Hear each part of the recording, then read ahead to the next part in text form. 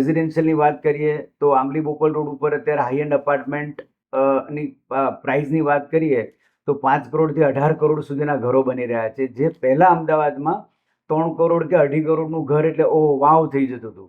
અત્યારે total સિનારીઓ change થઈ ગયો છે. બહારથી લોકો માઇગ્રેશન્સ બહુ વધી રહ્યું છે.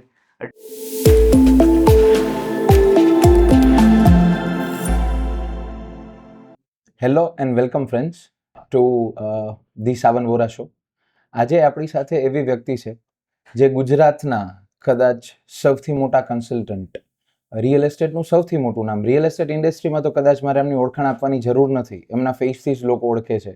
એવડું મોટું અમદાવાદનું નામ અને અક્રોસ ગુજરાતનું અને અક્રોસ ઇન્ડિયા પણ he is connected. He is the founder president for Ahmedabad realtors association. So yes, we have none other than Mr. Praveen Bavadia of City Estate Management. Praveen bhai, thank you for coming and giving your time. Thank you, Savan. Praveen bhai, 5 સેગમેન્ટની અંદર interview છે. So first is about Ahmedabad. Okay. કે because 27 વર્ષનો આપનો experience, 27 વર્ષ થઈ આપને અમદાવાદમાં. તો અમદાવાદ ક્યાંથી ક્યાં જઈ રહ્યું છે, શું છે અમદાવાદનું રિયલ એસ્ટેટ, એના પર. પછી આપની પર્સનલ લાઈફ પર. ઓકે. આપની બિઝનેસ લાઈફ પર. ઓકે. એક રિયલ્ટર તરીકે, બરાબર, કે શું વ્યૂઝ, કેવી રીતે, અને પછી રેપિડ ફાયર. સો આપણે અબાઉટ અમદાવાદથી સ્ટાર્ટ કરીએ.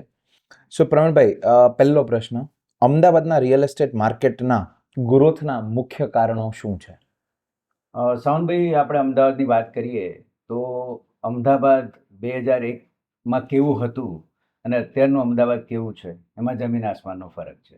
પહેલાં તો અમદાવાદ વિશેની વાત કરીએ તો રિયલ એસ્ટેટની વાત આપણે કરીએ તો રિયલ એસ્ટેટમાં 90sની એની આજુબાજુમાં અનઓર્ગેનાઇઝ સેક્ટર હતું. 2001માં થોડું અપગ્રેડ થયું. અનઓર્ગેનાઇઝ સેક્ટર દેટ મીન્સ કે રિયલ્ટર્સ અભ્યાસ નહોતો કર્યો પ્રોપર, ડેવલપર્સને એટલી બધી સૂઝબૂઝ નહોતી કે રિયલ્ટર થ્રુ કેટલો માલ વેચી શકીએ, એવા બધા ઘણા બધા પ્રશ્નો હતા.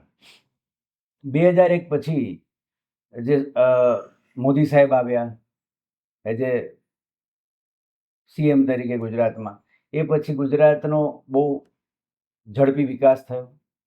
વાઇબ્રન્ટ ગુજરાત, નવી ગવર્મેન્ટ ઓફ ગુજરાતની નવી પોલિસીસ બધી ઇમ્પ્લિમેન્ટ થઈ. ત્યારબાદ ગુજરાતનો ફાસ્ટેસ્ટ ગ્રોથ થયો. બરાબર. તમે મોદી સાહેબનું નામ લીધું તો પ્રવીણભાઈ, 2001માં જ્યારે મોદી સાહેબ અહીંયા આવે તો એવી કોઈ પર્સનલ તમારી ક્ષણો હોય, એઝ એ સીએમ તમે મળવા ગયા હોય, કાંઈ વાર્તાલાપ થયો હોય? બીકોઝ એ વ્યક્તિની ઓરા એક બહુ અલગ છે. સીએમ તરીકે પણ અલગ હતી અને આજે પીએમ તરીકે પણ તો ખૂબ જ અલગ છે. તો એવી કોઈ પર્સનલ ક્ષણ હોય આપની? હું વાત કરું સાહેબની કે સાહેબ 2001 પછી જે આવ્યા ત્યારે અમે લોકોએ 2009માં અમે લોકો અમદાવાદ રિયલ્ટર એસોસિએશનની સ્થાપના કરી. તે વખતે સાહેબને મળવાનો મોકો મળ્યો. અમે લોકોએ ડિરેક્ટરી લોન્ચિંગ કરેલી. સાહેબની એક ઝલક અદ્ભુત છે. એની કામ કરવાની ક્ષમતા, વર્કમેનશીપ, માણસને ઓળખવાની એની તાકાત અદ્ભુત છે. સાહેબને મળવાનો લાહો પણ એક અદ્ભુત છે. ખૂબ સરસ. બીજો પ્રશ્ન પ્રવીણભાઈ, 30 વર્ષ પહેલાનું અમદાવાદ અને 10 વર્ષ પછીનું અમદાવાદ, શું પહેલા શું હતું, 10 વર્ષ પછી આપ શું જોઈ રહ્યા? પહેલાનું અમદાવાદ કેવું હતું કે પહેલા અમદાવાદ વિસ્તારની વાત કરીએ તો આશ્રમ રોડ આપણો હતો. આશ્રમ રોડ બાદ સીજી રોડ આવ્યો. સીજી રોડમાં બધા કમર્શિયલ બિલ્ડિંગ્સ નવા બનતા હતા, 10 માળના. ત્યારે એવું થતું હતું કે ઓહો શું બિલ્ડિંગ બન્યા છે, શું રેઝિડેન્શિયલ અપાર્ટમેન્ટ છે. એ વખતે સ્વસ્તિક 4 રસ્તાથી ચાલુ કરી અને પંચવટી 4 રસ્તાનો એક ટાઈમ હતો કે જ્યાં હાઈએસ્ટ પર સ્ક્વેર ફીટનો ભાવ, ઓફિસ સ્પેસનો ભાવ, તેજીના ટાઈમની વાત કરું હું, 2099-98ની, તો સારામાં સારા બિલ્ડિંગો ગણાતા બકેરીનું સાકાર બિલ્ડિંગ હતું, અભિજીત 1, અભિજીત 2, બધા સારા બિલ્ડિંગો બનતા હતા તે વખતે પણ ત્યારે સ્ક્વેર ફીટનો ભાવ વાત કરીએ તો 2500થી 3000 રૂપિયા પર સ્ક્વેર ફીટનો ભાવ હતો. ધીમે ધીમે સિનારીઓ ચેન્જ થયો.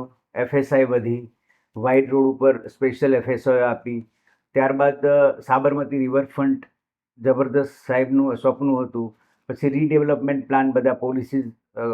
આનંદબેન આવ્યા પછી જે કાચા ઘરો હતા એને ડેવલપર્સ દ્વારા અમદાવાદ મ્યુનિસિપલ કોર્પોરેશન દ્વારા ટેન્ડર સિસ્ટમથી એમાં ઘરો બનતા થયા. એની જે TDR હતી એ તમે R2 R1 ઝોનમાં તમે વાપરી શકો, એટલે FSI નો વધારો થયો.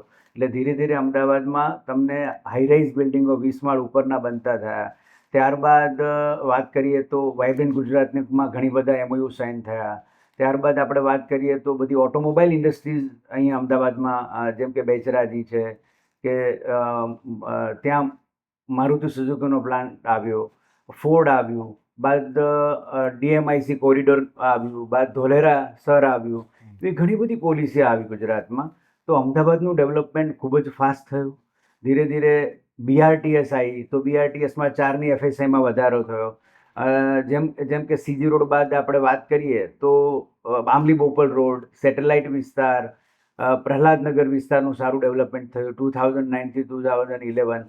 2011 પછી SG રોડનો ઝડપી ગ્રોથ થયો, જેથી કરીને અત્યારની વાત કરીએ ને તો અત્યારે 11 થી 12 બ્રિજ બન્યા સરખેજથી ચાલુ કરીને ગાંધીનગરની વચ્ચે, એટલે ઝડપી તમે ગાંધીનગર પહોંચી શકો. ધીરે ધીરે ટ્વિન સિટી ડેવલપ થયું, વૈષ્ણોદેવીની આજુબાજુનો વિસ્તાર ડેવલપ થયો. અત્યારે રિસન્ટલી 10 વર્ષ પહેલાં ગિફ્ટ સિટી પણ આવ્યું. ગિફ્ટ સિટીમાં પણ સારી એવી કંપનીઓ, કોર્પોરેટ કંપનીઓ આવતી થઈ. એટલે ઘણા બધા ફેરફારો થયા. ત્યારબાદ 2014માં સાહેબ કેન્દ્રમાં ગયા તો અમદાવાદને એનો ઘણો બધો લાભ મળ્યો. ઘણી બધી કોર્પોરેટ MNC કંપનીઓ આવી. તો આવનારો સમય હજુ પણ અમદાવાદનો છે, અને અમદાવાદમાં જે અત્યારે જે 5.7 સુધીના બિલ્ડિંગ બની રહ્યા છે. રેઝિડેન્શિયલની વાત કરીએ તો આંબલી બોપલ રોડ ઉપર અત્યારે હાઈ એન્ડ અપાર્ટમેન્ટ ની પ્રાઇઝની વાત કરીએ તો 5 કરોડથી 18 કરોડ સુધીના ઘરો બની રહ્યા છે, જે પહેલાં અમદાવાદમાં 3 કરોડ કે 2.5 કરોડનું ઘર એટલે ઓહ વાવ થઈ જતું હતું. અત્યારે ટોટલ સિનારીઓ ચેન્જ થઈ ગયો છે. બહારથી લોકો માઇગ્રેશન્સ બહુ વધી રહ્યું છે. ડે બાય ડે મધ્યપ્રદેશ છે, મહારાષ્ટ્ર છે, રાજસ્થાનથી લોકો પણ અહીંયા માઇગ્રેશન બહુ બધું આવી રહ્યું છે.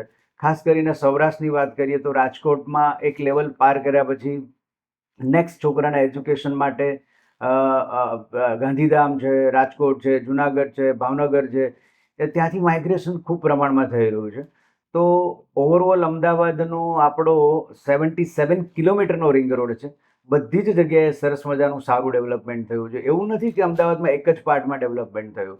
આમ તમે નિકોલ, વસ્ત્રાલ, ચાંદખેડા, મોટેરા, ઝુંડાલ, સરગાસન, કુડાસન, રાયસન, ઓગનજથી ચાલુ કરી ટુવર્ડ્સ બોપલ, શેલા સુધીનો વિસ્તાર છે એ ખૂબ જ ડેવલપમેન્ટ, સારામાં સારું ડેવલપમેન્ટ થઈ રહ્યું છે.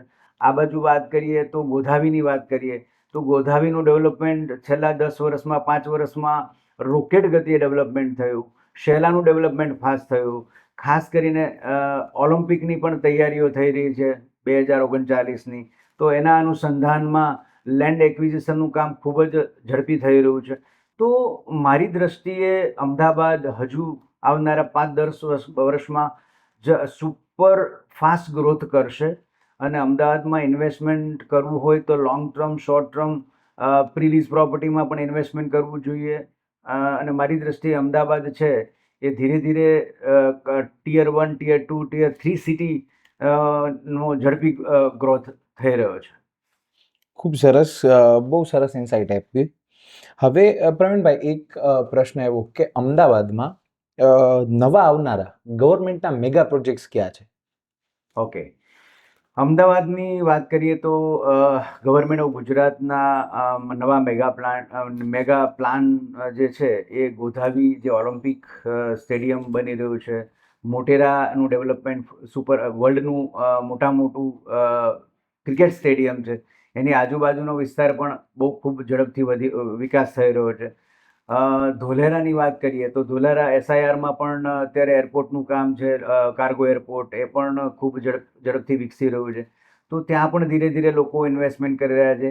અને વાત કરીએ તો લોથલની વાત કરીએ તો લોથલમાં પણ વર્ષો જૂનું જે મ્યુઝિયમ બની રહ્યું છે આવનારા સમયમાં, તો ત્યાં પણ ધીરે ધીરે ડેવલપમેન્ટ થઈ રહ્યું છે. ગોધાવી સંસ્કારધામની આજુબાજુનો વિસ્તાર છે, તેનું પણ ડેવલપમેન્ટ થઈ રહ્યું છે.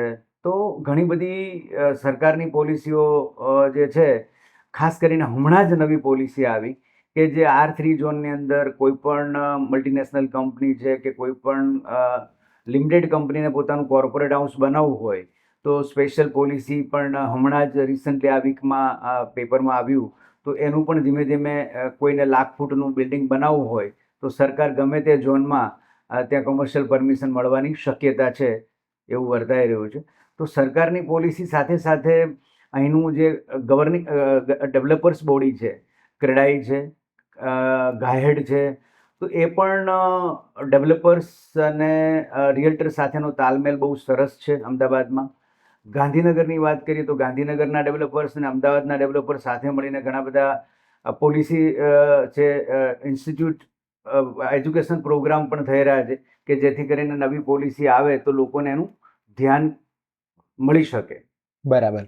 આ તમે એક એજ્યુકેશન ઇન્સ્ટિટ્યૂટ બોલ્યા એટલે એના માટે એક ક્વેશ્ચન મને ઇમિડિયેટલી સ્ટ્રાઇક આઉટ થયો, આપને પૂછી લઉં કે જેમ વિનોદભાઈ ઠક્કર બ્રોકર્સ કી પાઠશાલા ચલાવે છે બોમ્બેથી, જી શિવાલિકે ઇન્સ્ટિટ્યૂટ કર્યું છે, જેનો મેજર પ્રોગ્રામ છે ડેવલપર્સને ઇર્દ ગિર્દ કંઈક છે. જી તો જ્યારે તમે ઝીરોથી શરૂ કરી અને આવડી મોટી જર્ની કરી, તો તમને એવું નથી લાગતું કે ક્યાંક તમારે આવો સિંહ ફાળો, નાનો ના કહી શકાય, 27 વર્ષનો એક્સપિરિયન્સ અને ખૂબ મોટું નામ, તો એક સિંહ ફાળો તમારે બ્રોકર્સ માટે ઇન્સ્ટિટ્યૂટના દ્વારા ફ્રી ઓફ કોસ્ટ કોઈ પણ રીતે, એમ કે બિકોઝ તમારી પાસે જે નોલેજ છે વાઇડ રેન્જ ઓફ નોલેજ છે, તો આપવું જોઈએ એવો ક્યારેય વિચાર આવ્યો કે એવું કાંઈ ખરી આપના નોલેજમાં? ચોક્કસ એ બાબતે હું કહીશ કે 27 વર્ષનો એક્સપિરિયન્સ તમે કીધો, એ વખતે ટેકનોલોજી નહોતી. કોઈ તમને તમારે રિયલ્ટર બનવું હોય તો કોઈ ગાઈડલાઈન આપવાવાળું નહોતું, બીકોઝ ઓફ અનઓર્ગનાઇઝ સેક્ટર. ટ્રુ. કોઈ ટૂલ્સ નહોતા તમારી પાસે, કોઈ સોફ્ટવેર નહોતા. એ વખતે તમે મેન્યુઅલી બધું રાખતા હતા, કોઈ 7/12નો ઉતારો કેવી રીતે જોવો, કે પછી તમારે સ્ક્વેર ફીટ, સ્ક્વેર યાર્ડ, એ બધું અમે જાતે શીખ્યા. અત્યારે મારી ત્યાંથી એટલીસ્ટ લગભગ 400 થી 500 લોકો તૈયાર થયા 27 વર્ષમાં. જે લોકો કોઈ 10th પાસ છે, કોઈ 12th પાસ છે, કોઈ ગ્રેજ્યુએશન કરીને આવ્યા હતા. જે ગામડાનો એક નાનો છોકરો હોય, જે ફાર્મરનો દીકરો, એ મારી ત્યાંથી આજે તૈયાર થઈ 5 વર્ષ કે 10 વર્ષ જોબ કરી આજે પોતાનું રિયલ એસ્ટેટનું સારું એવું કામ કરી રહ્યો છે. એ મોટી સેવા છે કે તમે કોઈને ગાઈડલાઈન આપો, કોઈને લાઈફનું એક તમે ઇમ્પોર્ટન્ટ, આજે 18 વર્ષનો કે 22 વર્ષનો મારી ત્યાંથી આવ્યો હોય, 25 થી 30 વર્ષમાં તો વેલ સેટ થઈ ગયો હોય, બીકોઝ ઓફ મારી ઓફિસમાં ડિસિપ્લિન શીખવાડવામાં આવે છે, કેવી રીતે લાઈફ તમારે શીખવી એ શીખવાડવામાં આવે છે. ઓન ટાઈમ મેનેજમેન્ટ અમે શીખવાડીએ છીએ અહીંયા ઓફિસમાંથી. ક્લાયન્ટ સાથે ઓનેસ્ટી, ઇન્ટિગ્રિટી, કન્વિન્સિંગ પાવર, 7/12નો ઉતારો જોવો, એગ્રીમેન્ટ બનાવવું, ક્લાયન્ટને એક્ઝેક્ટલી શું રિક્વાયરમેન્ટ છે, ક્લાયન્ટની નીડ શું છે, એ પ્રોપર તમે જો સમજ્યા વગર તમે કરશો તો ડીલ ક્યારેય નહીં કરી શકો. ક્લાયન્ટ, હું બિલીવ કરું છું રિલેશનશિપમાં, કે તમે જેટલું રિલેશન ક્લાયન્ટ સાથે સ્ટ્રોંગ રાખશો ને એટલા જ તમે પાવરફુલ બની શકશો. વચ્ચે રિલેશનશિપ ઉપરનો મુદ્દો કહી દઉં. હું જ્યારે મારી ફર્સ્ટ મુલાકાત થઈ ત્યારે મેં તમને એવું કીધું હતું કે પ્રવીણભાઈ અમદાવાદમાં કંઈક કરવું છે, તો you was the first person કે નકર જનરલી કન્સલ્ટન્ટમાં આવો પ્રતિભાવ ના મળે કે આઈ જા ને, જે હશે આઈ એમ ધેર ફોર યુ, તમને જે સપોર્ટ જોતો હશે મળી જશે. સો આવો જે પ્રતિભાવ, અથવા કારણ કે હું પણ એવું માનું છું કે નસીબમાંથી કોઈ કાંઈ નથી લઈ જઈ શકવાનું. એક્ઝેક્ટલી. તો ઈ તમારી જે ઓરા બની ને મારા મગજમાં, એ બહુ અલગ હતી કે ભાઈ is not regular consultant or regular property consultant, is something different.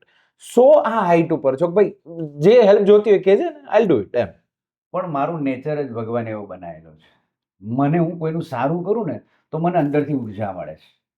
બરાબર છે. આજે લોકો તમારી પાસે અપેક્ષા બહુ રાખતા હોય છે. બરાબર. મારે રોલ મોડેલ બનવું છે, મારે પ્રવીણ બાવાડિયા બનવું છે. હું એવો એક કન્સલ્ટન્ટ છું કે મેં કોઈની ત્યાં રિયલ એસ્ટેટ એજન્ટની ત્યાં જોબ નથી કરી, કોઈ ડેવલપર્સની ત્યાં જોબ નથી કરી. બરાબર. મેં સતત હાર્ડવર્કિંગ કર્યું છે. આમ જોવા જાવ તો સવારે 7 વાગ્યાથી ચાલુ કરી અને રાતના 12 વાગ્યા સુધી છેલ્લા 10 વર્ષ કામ કર્યું છે. એટલે ત્યારે તમે વાત કરી કે આ ટેકનોલોજી કે ઇન્સ્ટિટ્યૂટ કે મારે છોકરાઓને ગાઈડલાઈન આપવું જોઈએ, એ બહુ સાચી વાત કરી છે. કરશું. મારું એક ડ્રીમ છે કે મેં જ્યારે એસોસિએશન બનાવ્યું હતું ને ત્યારે NAR, હું જ્યારે વાઇસ પ્રેસિડેન્ટ હતો NAR ઇન્ડિયામાં, ત્યારે મેં રજૂઆત પણ કરેલી કે તમે નેશનલ રિયલ એસ્ટેટ ઇન્સ્ટિટ્યૂટ બનાવો, કે જેથી કરીને અહીંથી બાળકો તૈયાર થાય તો બધા કોર્સીસ અલગ અલગ હોય, residential, sales, commercial, warehousing, logistic, એ ટાઈપના તમે કોર્સીસ તૈયાર કરો, ડિપ્લોમા ઇન. તો અત્યારે અમદાવાદમાં હવે પહેલાં હતું રેશમા કરીને ઇન્સ્ટિટ્યૂટ 2006થી 2015 સુધી એ NK પટેલ સાહેબ ચલાવતા હતા. બાદમાં અત્યારે શિવાલિકવાળાએ શિવાલિક ઇન્સ્ટિટ્યૂટ ચાલુ કર્યું ગાહેડના કોલોબરેશનમાં. બરાબર. તો જેથી કરીને અત્યારે ઘણા બધા છોકરાઓ ત્યાં જાય છે, યંગસ્ટર જે ડેવલપર્સના દીકરાઓ છે કે રિયલ્ટરના દીકરાઓ છે, કે તૈયારી કરવા માટે કે બી 7/12નો ઉતારો કેવી રીતે જોવો, કે એગ્રીમેન્ટ કેવી રીતે બનાવવું, આફ્ટર સેલ શું ધ્યાનમાં રાખવું જોઈએ. તો આ પણ બહુ જરૂરી છે. એના કરતાં પણ વાત કરું કે જ્યારે તમે કોઈ ડેવલપર્સનો દીકરો હોય એ રિયલ્ટરની ત્યાં તૈયાર થશે ને, એને થરો જ્ઞાન મળશે, 1 to 1 એને શીખવા મળશે. એ પ્રેક્ટિકલ તમે ઇન્સ્ટિટ્યૂટમાં જાઓ ને પ્રેક્ટિકલ શીખવા આવીને, એમાં જમીન આસમાનનો ફરક છે. કારણ કે આજે તમે સવારે 10 વાગ્યાથી રાતના 10 વાગ્યા સુધી કામ કરશો ને ત્યારે તમને ખબર પડશે. રિયલ એસ્ટેટનો બિઝનેસ કેવો છે, બહુ ટફ જોબ છે. કે આજે તમે તમારી પ્રોપર્ટી મને વેચવા આપી, શું બીજા ક્લાયન્ટે જ તમને રિઝલ્ટ આપી? નેવર. એ પ્રોપર્ટી મારો એક્ઝિક્યુટિવ હોય કે કોઈ પણ અનધર રિયલ્ટર હોય, એ 50 વખત બતાવશે ને ત્યારે એને એક રિઝલ્ટ મળે. 100%. બરાબર છે. તો લોકોને મોટો પ્રોબ્લેમ શું થાય છે? બ્રોકરેજ આપવાનો. એ મોટી ચેલેન્જ છે, બહુ મોટી ચેલેન્જ. યસ. કે કામ થઈ ગયું છે અને મારે બ્રોકરેજ, તમે નેગોશિએશન કરો તો એમાં બ્રોકરેજમાં નેગોશિએશન કરો. રીઝન બીકોઝ ઓફ આજે અમદાવાદમાં મારી પાસે 500 ડેટા મારી પાસે છે બુક્સની અંદર. તો શું 500 ડેટા હું વર્ષમાં એમાં 5% કામ નથી કરી શકતો. બરાબર છે. આ બહુ મોટી ચેલેન્જ છે. તો ઓલવેઝ તમે બ્રોકરેજમાં પૂરું મહેનતાણું પણ આપવું જોઈએ. ઈ ખબર નહીં કે 50 લાખની મિલકત હોય ને એ તમે 45 લાખમાં અપાવો ને એમાં કદાચ ઓછો ઇન્ટરેસ્ટ છે તો 45,000 છે ને એ નડે છે. 50 લાખની મિલકત એ 45 લાખની મિલકતના 50 લાખ દેશે એમાં વાંધો નથી. વાંધો છે ને એ પોલા 45,000 બ્રોકરેજ એ આપણી મેન્ટાલિટી સુધારવી પડે. તમારે આગળ તમારો ગ્રો કરવો હોય તો તમારે બ્રોકરેજની ફીસ પહેલા આપી દેવી પડે. બીકોઝ ઓફ આજે ડેવલપર્સની વાત કરું કે ડેવલપર્સનો 50 કે 100 ફ્લેટનો પ્રોજેક્ટ ચાલે છે. બરાબર. તો અમદાવાદમાં ઓછામાં ઓછા બોડકદેવ વિસ્તાર છે કે થલતેજ વિસ્તાર છે, એમાં કામ કરવાવાળા બ્રોકરોની સંખ્યા 200. એ કન્સલ્ટન્ટ ડેવલપર્સની ત્યાં પર ડે 2 વિઝિટ કે 5 વિઝિટ કરાવે છે. તો મહિનાની કેટલા 100 જણા લઈને કે તો 100 જણા એ ડેવલપર્સ પાસે ડેટા આવી ગયો, 1 to 1 કનેક્ટ થઈ ગયા. તો એને 2% ની 4% બ્રોકરેજ આપવી જોઈએ. કે આજે હું મારા હોર્ડિંગ્સ કે પછી મારું બજેટ છે એના કરતાં કન્સલ્ટન્ટ જે રિયલ્ટર્સ છે એ તમારું માર્કેટિંગ કરે છે, તમારા પ્રોજેક્ટને હાઇલાઇટ કરે છે સોશિયલ મીડિયા દ્વારા, ક્લાયન્ટ દ્વારા, એ એમ્યુનિટીઝ સમજાવે છે, તમારી પાસે લઈને આવે છે. પણ ક્લાયન્ટ પણ હોશિયાર હોય છે કે બીજા 5 પ્રોજેક્ટનું કમ્પેરિઝન કરશે. જ્યાં એને હવે તો એવો નવો ટ્રેન્ડ આવી ગયો કે સાલું તમે મને પાસવન કેવી રીતે કરશો? તમને 4% મળે મને 2% કેવી રીતે આપશો? આવી મેન્ટાલિટીમાંથી આપણે બહાર નીકળવાનું છે. આ તમે જે પોઈન્ટ આપ્યો ને કે ક્યાંથી કેવી રીતે માર્કેટ છે ને ડિસરપ્ટ થાય છે, તો કોઈ પણ પર્સન્ટેજ લઈએ, બિલ્ડર કોઈ પણ પર્સન્ટેજ આપે, જો પાસ ઓન જ કરવાના હોય તો આપણો ગ્રોથ તો પાછો ત્યાં ને ત્યાં જ આવી ગયો. એક્ઝેક્ટલી. પણ તમારી યુનાઇટેડ થવાની જરૂર. યસ, 100%. ઇન્ટરનલી તમારું એસોસિએશન છે એ સ્ટ્રોંગ હોવું જોઈએ કે અમે પાસ ઓન નહીં કરીએ એની હાવ. યસ. તો શક્ય બનશે. અને વાત કરીએ આપણે એજ્યુકેશન પ્રોગ્રામની, અમારા અમદાવાદ રિયલ્ટર એસોસિએશનમાં આવા બધા ઘણા બધા પ્રોગ્રામ્સ અમે કન્ડક્ટ કરતા હોઈએ છીએ. વર્ષમાં 4 પ્રોગ્રામ હોય છે કે ભાઈ એમાં સારો મોટિવેશનલ સ્પીકર લાવતા હોઈએ છીએ, કે પ્રોમિનન્ટ સ્પીકર હોય છે, રિયલ એસ્ટેટનું તમને નોલેજ શેરિંગ પ્રોગ્રામ હોય છે. એવા ઘણા બધા પ્રોગ્રામ કરતા હોઈએ છીએ કે જેથી કરીને નવા ન્યૂકમર રિયલ્ટર છે એનો ફાયદો થાય, એનો ગ્રોથ કેવી રીતે વધારવો, કેવી રીતે નેટવર્કિંગ બિઝનેસ કરવો, એનાથી પણ ફાયદા થતા હોય છે. તો એમાં પણ જે નવા રિયલ્ટર્સ છે એને પણ પાર્ટિસિપેટ કરવું જોઈએ. એક નાનકડો ચેન્જ કર્યો અમે. એક થોટ આવ્યો કે હરેક વખતે સાલી કન્સલ્ટન્સી હોય તો કપાય એમ, હવે કોઈ પણ એમાઉન્ટ કાપે પણ તો એવું થાય કે કેમ એમ આ ડિસ્કાઉન્ટ કેમ, શું કામ? કે અમે ક્યાંય ડિસ્કાઉન્ટ કર્યું તો પછી છે ને અમે ખાલી એક ટેગ ચેન્જ કર્યું. આપણે લખતા હોઈએ ઇનવોઇસમાં કે commission, brokerage, consultancy, XYZ, we have changed that. અમે લખીએ છીએ ત્યાં સક્સેસ ફીસ. એટલે લોકો પૂછે કે કેમ સક્સેસ ફીસ? એટલે અમે કહીએ કે ભાઈ તમારા સક્સેસના અમે ભાગીદાર નથી. 1 માંથી 2 માં ગયા, 2 માંથી 3 માં ગયા, તો હું તો પૈસા તો બહુ નાનકડા લઉં છું, પણ તમારા જીવનના સક્સેસમાં મારો ફાળો છે. તો અમે બ્રોકરેજ લેતા જ નથી. We are your success partners. ભલે નાનો ભાગ છે, but it is success fees, it is not a brokerage. Wow, આ મેં પણ તમે જે સક્સેસ ફીઝની વાત કરી, આ ફર્સ્ટ ટાઈમ મેં સાંભળ્યું. કારણ કે you are absolutely right. Because of કોઈ પણ માણસ પોતાનું સ્વપ્નનું ઘર લેતો હોય, પહેલા 2 બેડના ઘરમાં જશે, પછી વધારે પૈસા કમાશે, વધારે ગ્રોથ કરશે એટલે 3 બેડના ઘરમાં જશે, પછી એના પછી એક એનું સપનું હશે, વધારે ગ્રોથ કરશે તો બંગલો લેશે. એટલે હું ઓલવેઝ મારા મિત્રો, મારો સ્ટાફને સલાહ આપું છું કે કસ્ટમર નાનામાં નાનો હોય એની સાથે તમે રિલેશન બિલ્ડ કરો. એ કાલે મોટો થશે, એ તમારી પાસેથી ઘર લેશે, તમારી પાસેથી ઓફિસ લેશે, હું એનાથી મોટો થશે તો બંગલો લેશે, એનાથી મોટો થશે તો ઇન્ડસ્ટ્રીયલ લેન્ડ લેશે. જો તમે બધા જ વર્ટિકલમાં કામ કરતા હોય તો એ તમારા માટે બહુ ઉપયોગી છે. ઘણા કન્સલ્ટન્ટ રિપીટેડ તમારી પાસે કેમ નથી આવતા? બીકોઝ ઓફ તમે રિલેશન ત્યાં બગાડી નાખો. ઓલવેઝ તમે પ્રાયોરિટી આપો કે જે ક્લાયન્ટ છે મારો ભગવાન છે.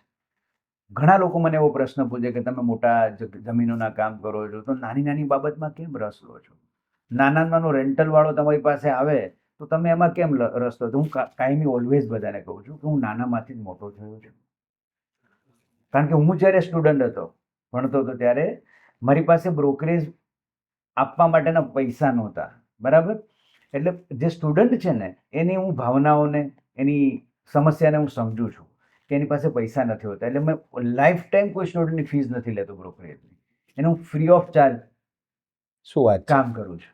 ખૂબ સરસ. યસ, કારણ કે આજે 2 પાર્ટનર હોય, 4 પાર્ટનર હોય, કોઈની પરિસ્થિતિ ખરાબ હોય, ગામડેથી એના ફાધર, એના પેરેન્ટ્સ પૈસા આપી ના શકતા હોય, તો એ પણ તમારે સમજવું જોઈએ. ખૂબ સરસ. એક ક્વેશ્ચન, ભારતના બીજા મુખ્ય શહેરો જેમ કે મુંબઈ, બેંગલુરુ, કોલકાતા, ચેન્નાઈ, એનાથી અમદાવાદ ક્યાં અને કેવી રીતે અલગ છે? તમે બહુ સરસ પ્રશ્ન પૂછ્યો મને કે બેંગ્લોર, ચેન્નાઈ, હૈદરાબાદ, મુંબઈ જેવા મેટ્રો સિટીની તમે વાત કરી. અમદાવાદ એનાથી ડિફરન્ટ કેમ છે? બીકોઝ ઓફ લિવિંગ સ્ટાન્ડર્ડ જે અહીંયા રહેવા માટે બેસ્ટ સિટી છે અમદાવાદ. 30 વર્ષથી ગવર્મેન્ટ સ્ટેગ્નન્ટ છે. અહીંની પોલિસી બહુ સરસ છે.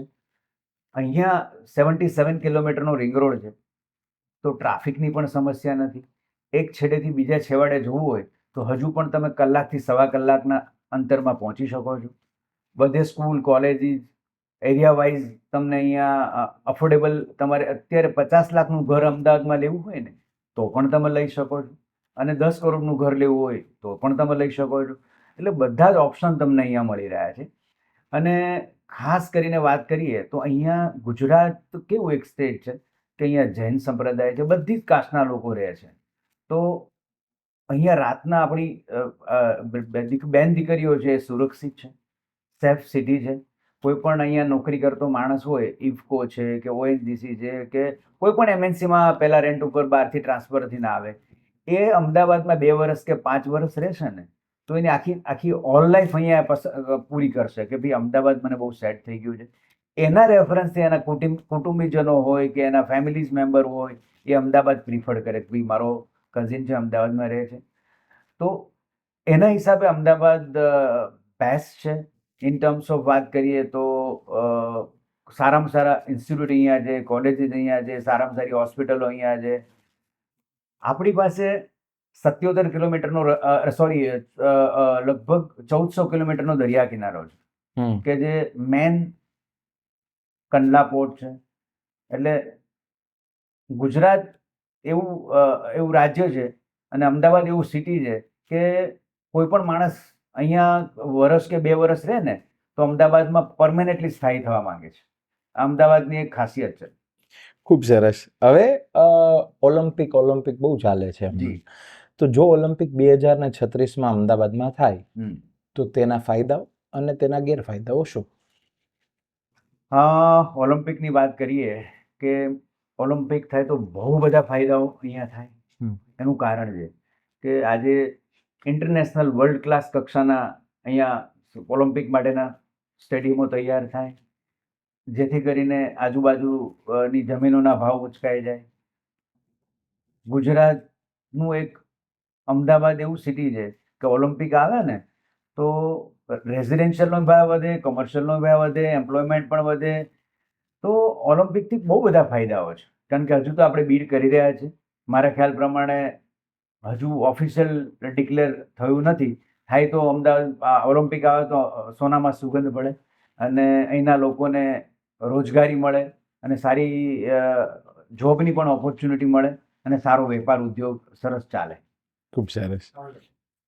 હવે આપણે ઓલું કે ને કે કોઈ શેર બજારના પ્રો ને મળીએ ને તો પૂછે કે સાહેબ ક્યાં લેવાય, કોને બે ચાર ટિપ્સ આપો ને કે ક્યાં સ્ટોકમાં રૂપું, ક્યાં મલ્ટીબેગર છે. તો એવો સ્ટ્રેટ ક્વેશ્ચન, સીધો, અને I expect straight answer from your heart, not your mind. જી. આજે અમદાવાદમાં રોકાણ કરવું હોય તો ક્યાં કરવું જોઈએ? સાવંતભાઈ, બહુ સરસ મજાનો પ્રશ્ન પૂછ્યો. આવા ઘણા બધા મારા ઇન્વેસ્ટર, મારા ક્લાયન્ટ મને પ્રશ્નો પૂછતા હોય છે. What is the next investment in Ahmedabad? આવનારો કયો વિસ્તાર છે કે જે ડેવલપ થવાનો છે, કે જ્યાં મારે ઇન્વેસ્ટમેન્ટ કરવું છે? એટલે હું ઓલવેઝ કહું છું કે તમારે કોઈ લોંગ ટર્મ ઇન્વેસ્ટમેન્ટ કરવું છે કે શોર્ટ ટર્મ ઇન્વેસ્ટમેન્ટ કરવું, તમારે જમીનમાં ઇન્વેસ્ટમેન્ટ કરવું છે કે ઓફિસમાં કરવું છે કે રિટેલમાં ગ્રાઉન્ડ ફ્લોરનો શોરૂમ લેવો છે, ઘણા બધા પ્રશ્નો હોય છે. એટલે નવા વિસ્તારની વાત કરીએ ને તો સિંધુ ભવન રોડ છે તો ત્યાં અપકમિંગ પ્રોજેક્ટ છે, તો તમે ત્યાં ગ્રાઉન્ડ ફ્લોરનો શોરૂમ બુક કરો. આંબલી બોપલ રોડ ઉપર ગ્રાઉન્ડ ફ્લોરનો શોરૂમ બુક કરો. અપકમિંગ સ્ટીરજ એરિયા છે, અપકમિંગ સાયન્સ સિટી અને ભાડજ સાયન્સ પાર્ક વિસ્તાર છે કે ત્યાં તમે અપાર્ટમેન્ટ પણ બુક કરી શકો છો ડાઉન પેમેન્ટના ભાવમાં. તમારે લેન્ડમાં ઇન્વેસ્ટમેન્ટ કરવું હોય તો લેન્ડની અંદર ઓગણજ ટીપી છે, શિલજ અને નાંદોલી, રાચરડા, પલોડિયા, ગરોડિયા જેવા વિસ્તારો છે કે જે આવનારા 2 જ વર્ષની અંદર ટાઉન પ્લાનિંગમાં આવી જવાના છે. જેથી કરીને ત્યાં ઇન્વેસ્ટમેન્ટ કરો તો સારો એવો ફાયદો તમને થાય. એવી જ રીતે ગાંધીનગરની વાત કરીએ તો ગાંધીનગર વિસ્તાર છે, ઉડાસન, રાયસણ અને ગિફ્ટ સિટીનો આજુબાજુનો વિસ્તાર છે. ત્યાં તમે લોંગ ટર્મ લેન્ડ મૂકી રહો 5 વર્ષના કે 10 વર્ષના ટેન્યરમાં, તો તમને સારો એવો ફાયદો થાય છે. રિયલ એસ્ટેટ, ગોલ્ડ અને શેર બજારની વાત કરીએ ને આપણે, તો લેન્ડ એવો બિઝનેસ છે કે લેન્ડમાં તમારે ધીરજ જોઈએ.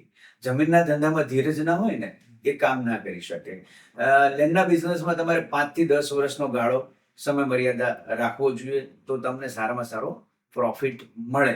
અને ગોલ્ડ અને શેર બજાર કરતા તો સારામાં સારો બેનિફિટ લેન્ડના બિઝનેસમાં તમને મળે. બરાબર, બીકોઝ લેન્ડ તો નવી થતી નથી. યા એક્ઝેક્ટલી. અને ઓલવેઝ મુંબઈ અને અમદાવાદમાં જમીન આસમાનનો ફરક છે, કારણ કે મુંબઈમાં જમીન નથી.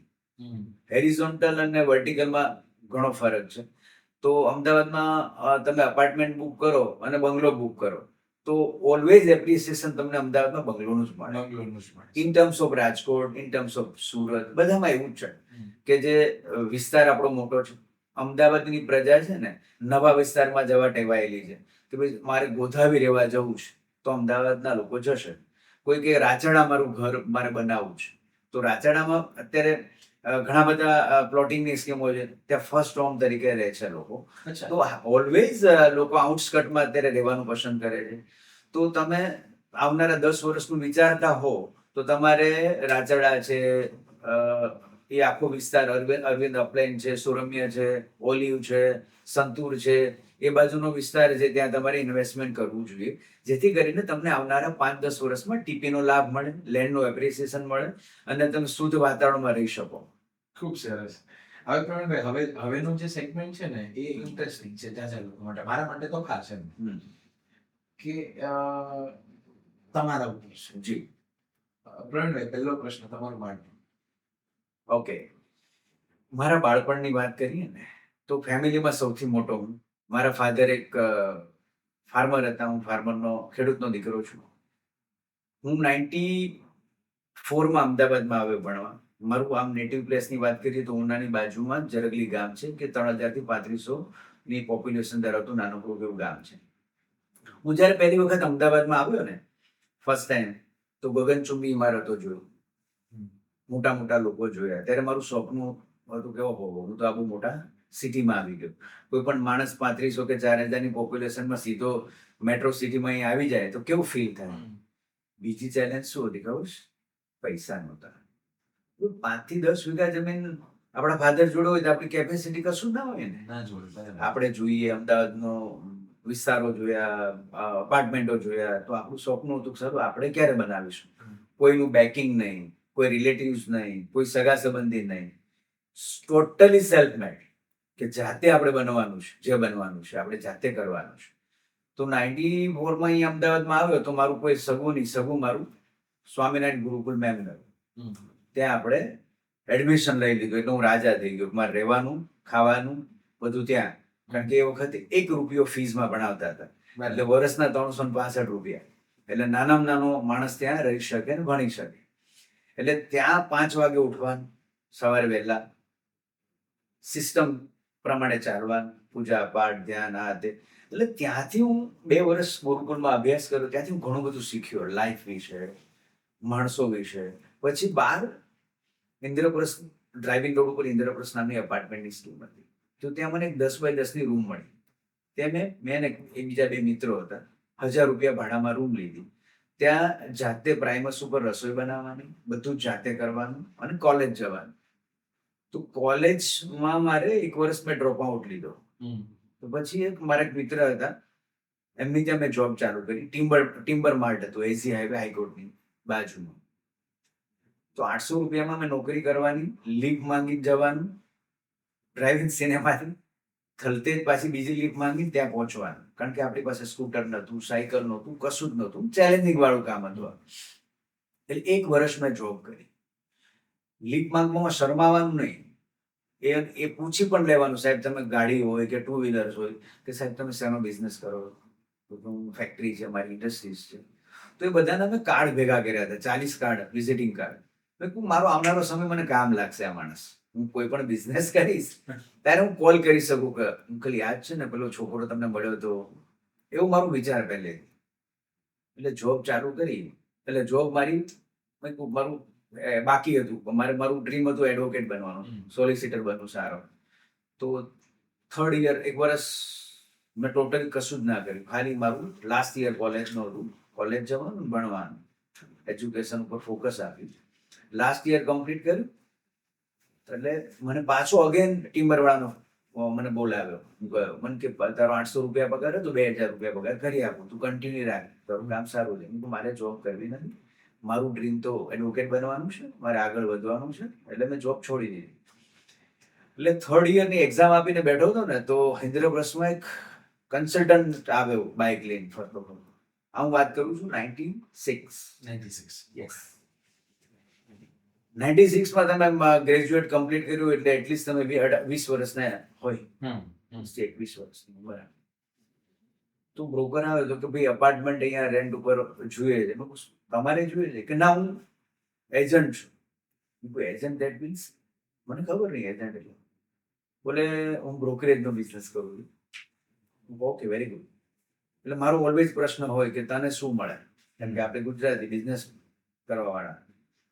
એટલે મને કે મને કમિશન મળે, બાયર એન્ડ સેલર બંને આપે. તું 5000 રૂપિયા ભાડું ચાલે છે, એટલે 10,000 રૂપીસ તને મળે. હા. તો મારી પાસે ઘર હોય તો તું મને શું આપે?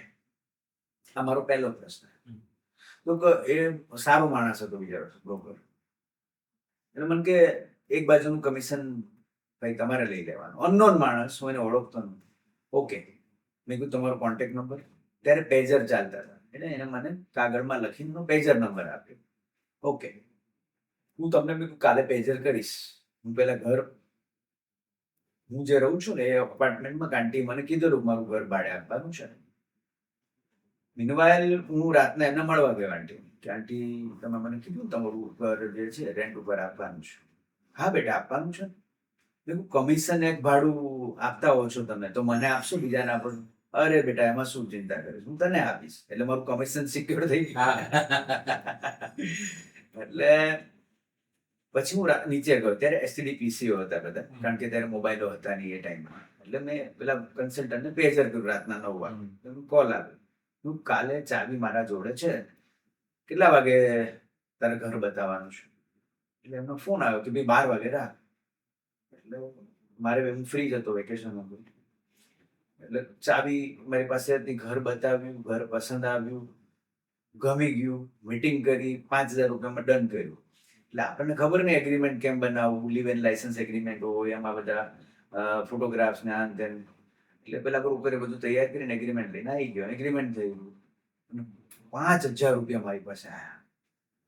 તો હું બહુ ખુશ થઈ ગયો કે હું 800 રૂપિયામાં નોકરી કરું, આ તો મને 5,000 રૂપિયા મળ્યા. આ કેવો બિઝનેસ? બહુ જોરદાર છે, વિધાઉટ ઇન્વેસ્ટમેન્ટ, નો રિસ્ક. એટલે પહેલા તો હું મોટો હતો, એટલે મારી 2 સિસ્ટરની ફીસના પૈસા નહોતા ફાધર જોડે. બહુ પરિસ્થિતિ ખરાબ હતી એ વખતે, ખેતીમાં પણ થયું નહોતું કશું. એટલે મેં સીધું ગામડે ગયો. પહેલા 2 બહેનોને ડ્રોપ આઉટ લીધો હતો, એને મેં સ્કૂલમાં પાછી એડમિશન અગેન લઈ લીધું અને તમારા real sister. Real sister fee ભરી દીધી.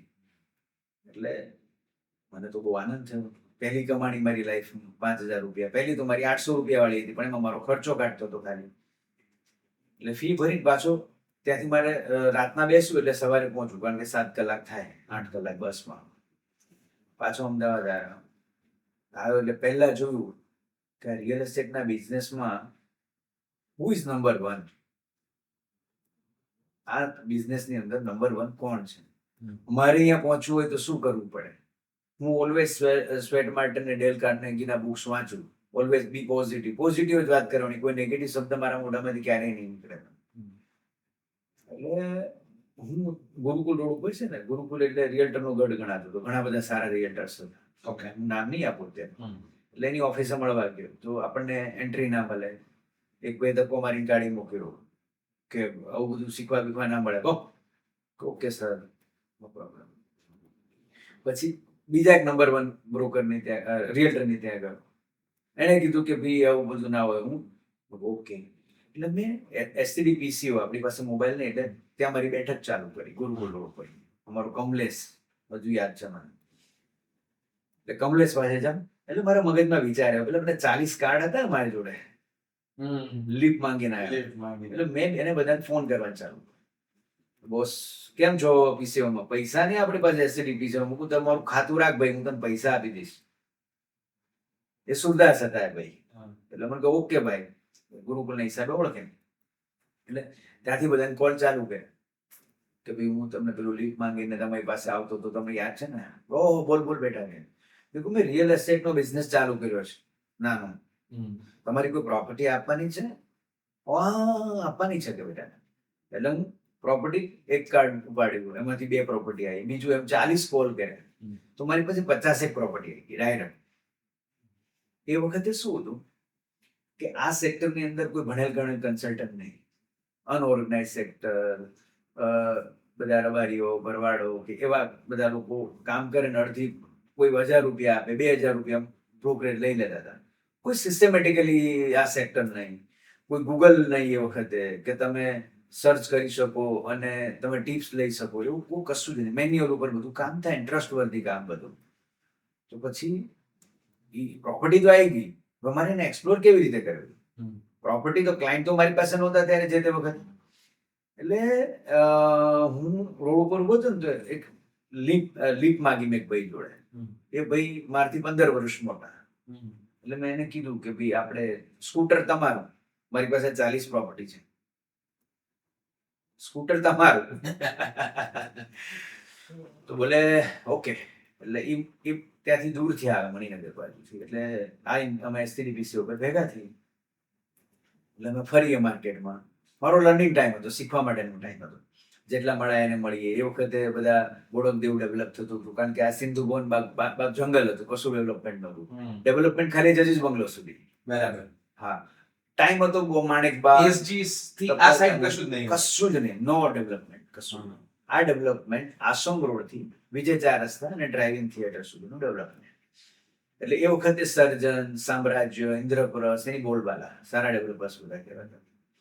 એટલે ગુરુકુલ રોડ ઉપર બધા કન્સલ્ટન્ટો ચાની કીટલી ઉપર બેસે, બાર પાનના ગલ્લે હોય, એવો માહોલ બધો. એટલે ઘણા બધા મારા મિત્રો મારું ઇન્સલ્ટ કરે કે બ્રોકર, બધા બહુ હોશિયાર છોકરા હોય ને બધા સારી જોબ એ વખતે કરતા હોય કે આવો બ્રોકર લાવો, એટલે આપણે ઓકે ભાઈ ઓકે, કશું બોલવાનું નહીં, રિએક્શન નહીં આપવાનું, હશે ભાઈ અપના ટાઈમ આएगा. પછી એ ભાઈ મળ્યા, પછી ધીરે ધીરે ધીરે અમે માર્કેટમાં ગયા, કોઈ 2 બ્રોકર, કારણ કે મારે તો મારી પરિસ્થિતિ કેવી, મારે તો ફાધર મધર અહીંયા કોઈ નહીં, એટલે હું ગમે ત્યારે ફ્રી જાતે રસોઈ બનાવ. પછી મારું વેકેશન પતી ગયું એટલે મેં લો કોલેજમાં એડમિશન લીધું, એટલે હું 5 વાગે મારું ઉઠવાનું, સવારે લેક્ચર એટેન્ડ કરું પ્રોપર્ટીઝના બધા લોના બધા, એટલે ટિફિન બાંધીને બનાવીને જ જાઉં વહેલો, એટલે ટિફિન મૂકી દઉં ત્યાં સિક્યુરિટી પાસે લો ગાર્ડન. એ લો ગાર્ડન 51 નંબરની બસમાં જવાનું અને પાછું બસમાં આવવાનું, પાસ કઢાવી લીધેલું. વચ્ચે એક શબ્દ કીધું, જી તમને હક છે, જી તમને ગુજરાત રૂલ કરવાનો તમને હક છે. જી મને પહેલી વખત પ્રવીણભાઈ વચ્ચે સોરી એક હા વાત લઈ ગયું. મને પ્રવીણભાઈ ત્યારે ખબર પડે, હમ. મને પ્રવીણભાઈ ટૂંકમાં મેં મારું સ્ટાર્ટિંગ 2007 માં કર્યું રિયલ એસ્ટેટમાં. તો લગભગ 11-12 ની આસપાસ લોધા જોડે મારું ચાલતું હતું કામ. જી જી લોધાવાળા આવ્યા ને બધું ચાલતું હતું. એમાં લોધામાં મારે રાજકોટમાં મહેનત કરવી હતી અને સમૂહ ખબર પડી વર્લ્ડ ટાવરમાં રાજકોટના 3 ક્લાયન્ટને કોઈ પ્રવીણભાઈ કરીને અમદાવાદના કન્સલ્ટન્ટ છે, જેને 3 ક્લાયન્ટને રાજકોટ વાળાને એને અમદાવાદ બેઠા બેઠા કામ આપ્યું. એટલે મેં યાર, આ તો કોણ એમ? રાજકોટનો વ્યક્તિ અને ઈ અમદાવાદના કન્સલ્ટન્ટ પાસેથી અહીંયા પણ છે. તમે જે તમારી જર્ની કહો છો ને, તો એમાં તમને હક છે. Thank you very much. એટલે પછીનો પીરિયડ જે છે ને બહુ ક્રિટિકલ સિચ્યુએશન. એક ટ્રાન્ઝેક્શન તો થઈ ગયું સાવનભાઈ, પણ બીજા ટ્રાન્ઝેક્શન કરવા માટે તમને કોઈ સપોર્ટ નહીં, કોઈ બ્રોકર એક ભાઈ તો લાફો મારી મને કાઢી મૂક્યો, હું નાસીપાસ થયો. પછી પેલો ભાઈ બ્રોકર હતો મારો બીજો, એ પણ બેકાર હતો. પછી એક બીજો મારો ભાઈબંધ હતો લંડનમાં છે, એને સાયબર કેફે ચાલુ કર્યું ઇન્દ્રપ્રસ્થમાં. એટલે મેં એને ઓફર આપી કે તારું સ્કૂટર હું તને 50% આપીશ, પેટ્રોલ પૂરી નાખતો મને. એવી પરિસ્થિતિમાં પણ આપણે હિંમત ના હાર્યા. પછી મંદિરમાં જઈને બેસું, પછી ટર્નિંગ પોઈન્ટ મારો ક્યાં આવ્યો, મારું 6 મહિના થયા તો ડીલ ના થાય. 6 મહિના થયા, ડીલ ના થાય, ઘરેથી પૈસા મંગાવવા પડે ખાવા પીવાના. પછી એક દિવસ બેઠો હતો ને તો મને અંકલ મળી ગયા. મને કે શું બેટા નિરાશ થયો? આ ભગવાન છે, ઈશ્વર છે ને, એ તમને આપી દે. ઓલવેઝ તમે સાચી નીતિ રાખશો, તમારું હાર્ટ ક્લીન હશે ને તો ભગવાનને આપવું પડે છે ને ભગવાનને પણ તમને સફળતા અપાવવી પડે છે. કારણ કે તમે અંદરથી તમારી ક્લીનનેસ નહીં હોય ને તો ત્યારે સફળ તમે ક્યારેય નહીં થઈ શકો. ઓલવેઝ બિલીવ કરો કે તમારે આપવાની ભાવનાથી જ કામ કરવાનું છે. કોઈ પણ પાસે જાઓ તો તમે એવી ભાવનાથી જાઓ કે મારે તમારી પાસેથી નથી લેવું, મારે તમને આપવું છે, તો તમને સફળતા મળે.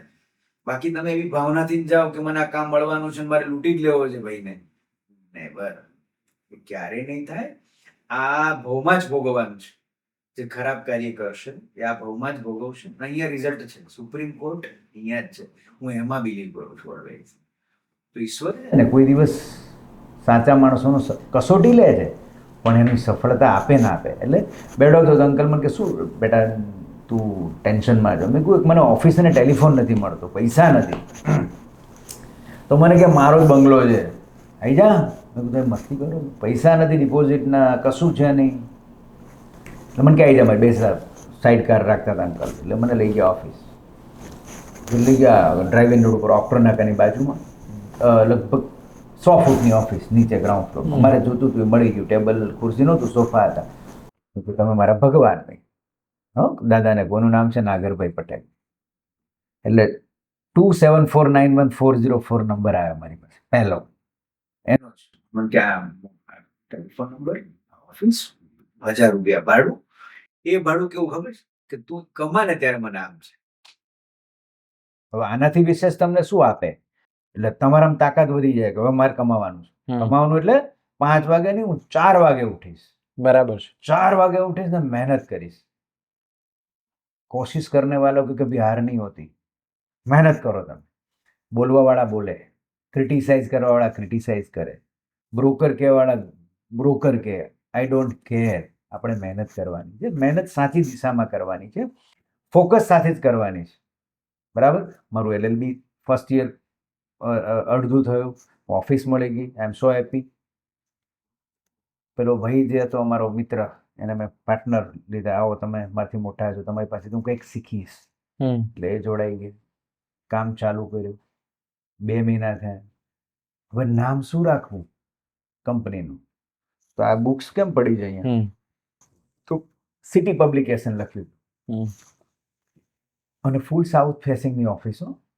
આ બધા માને ને? દક્ષિણ હું પણ દક્ષિણ ઓફિસમાં બેસું છું આજે. ફૂલ કર્મ છે ને દેશ. હું શું કીધું? કર્મ તમે સારા કરો, તમને કોઈ વસ્તુ નહીં નડે ક્યારે. ઝુકતી હે દુનિયા ઝુકાને વાલા चाहिए ને, સાચી નીતિથી તમે કામ કરો. ઓલવેઝ આ મારો મંત્ર છે. એટલે સિટી પબ્લિકેશન પર સિટી એસ્ટેટ મેનેજમેન્ટ રાખી દઈએ. સિટી એસ્ટેટ મેનેજમેન્ટની સ્થાપનાથી 97માં.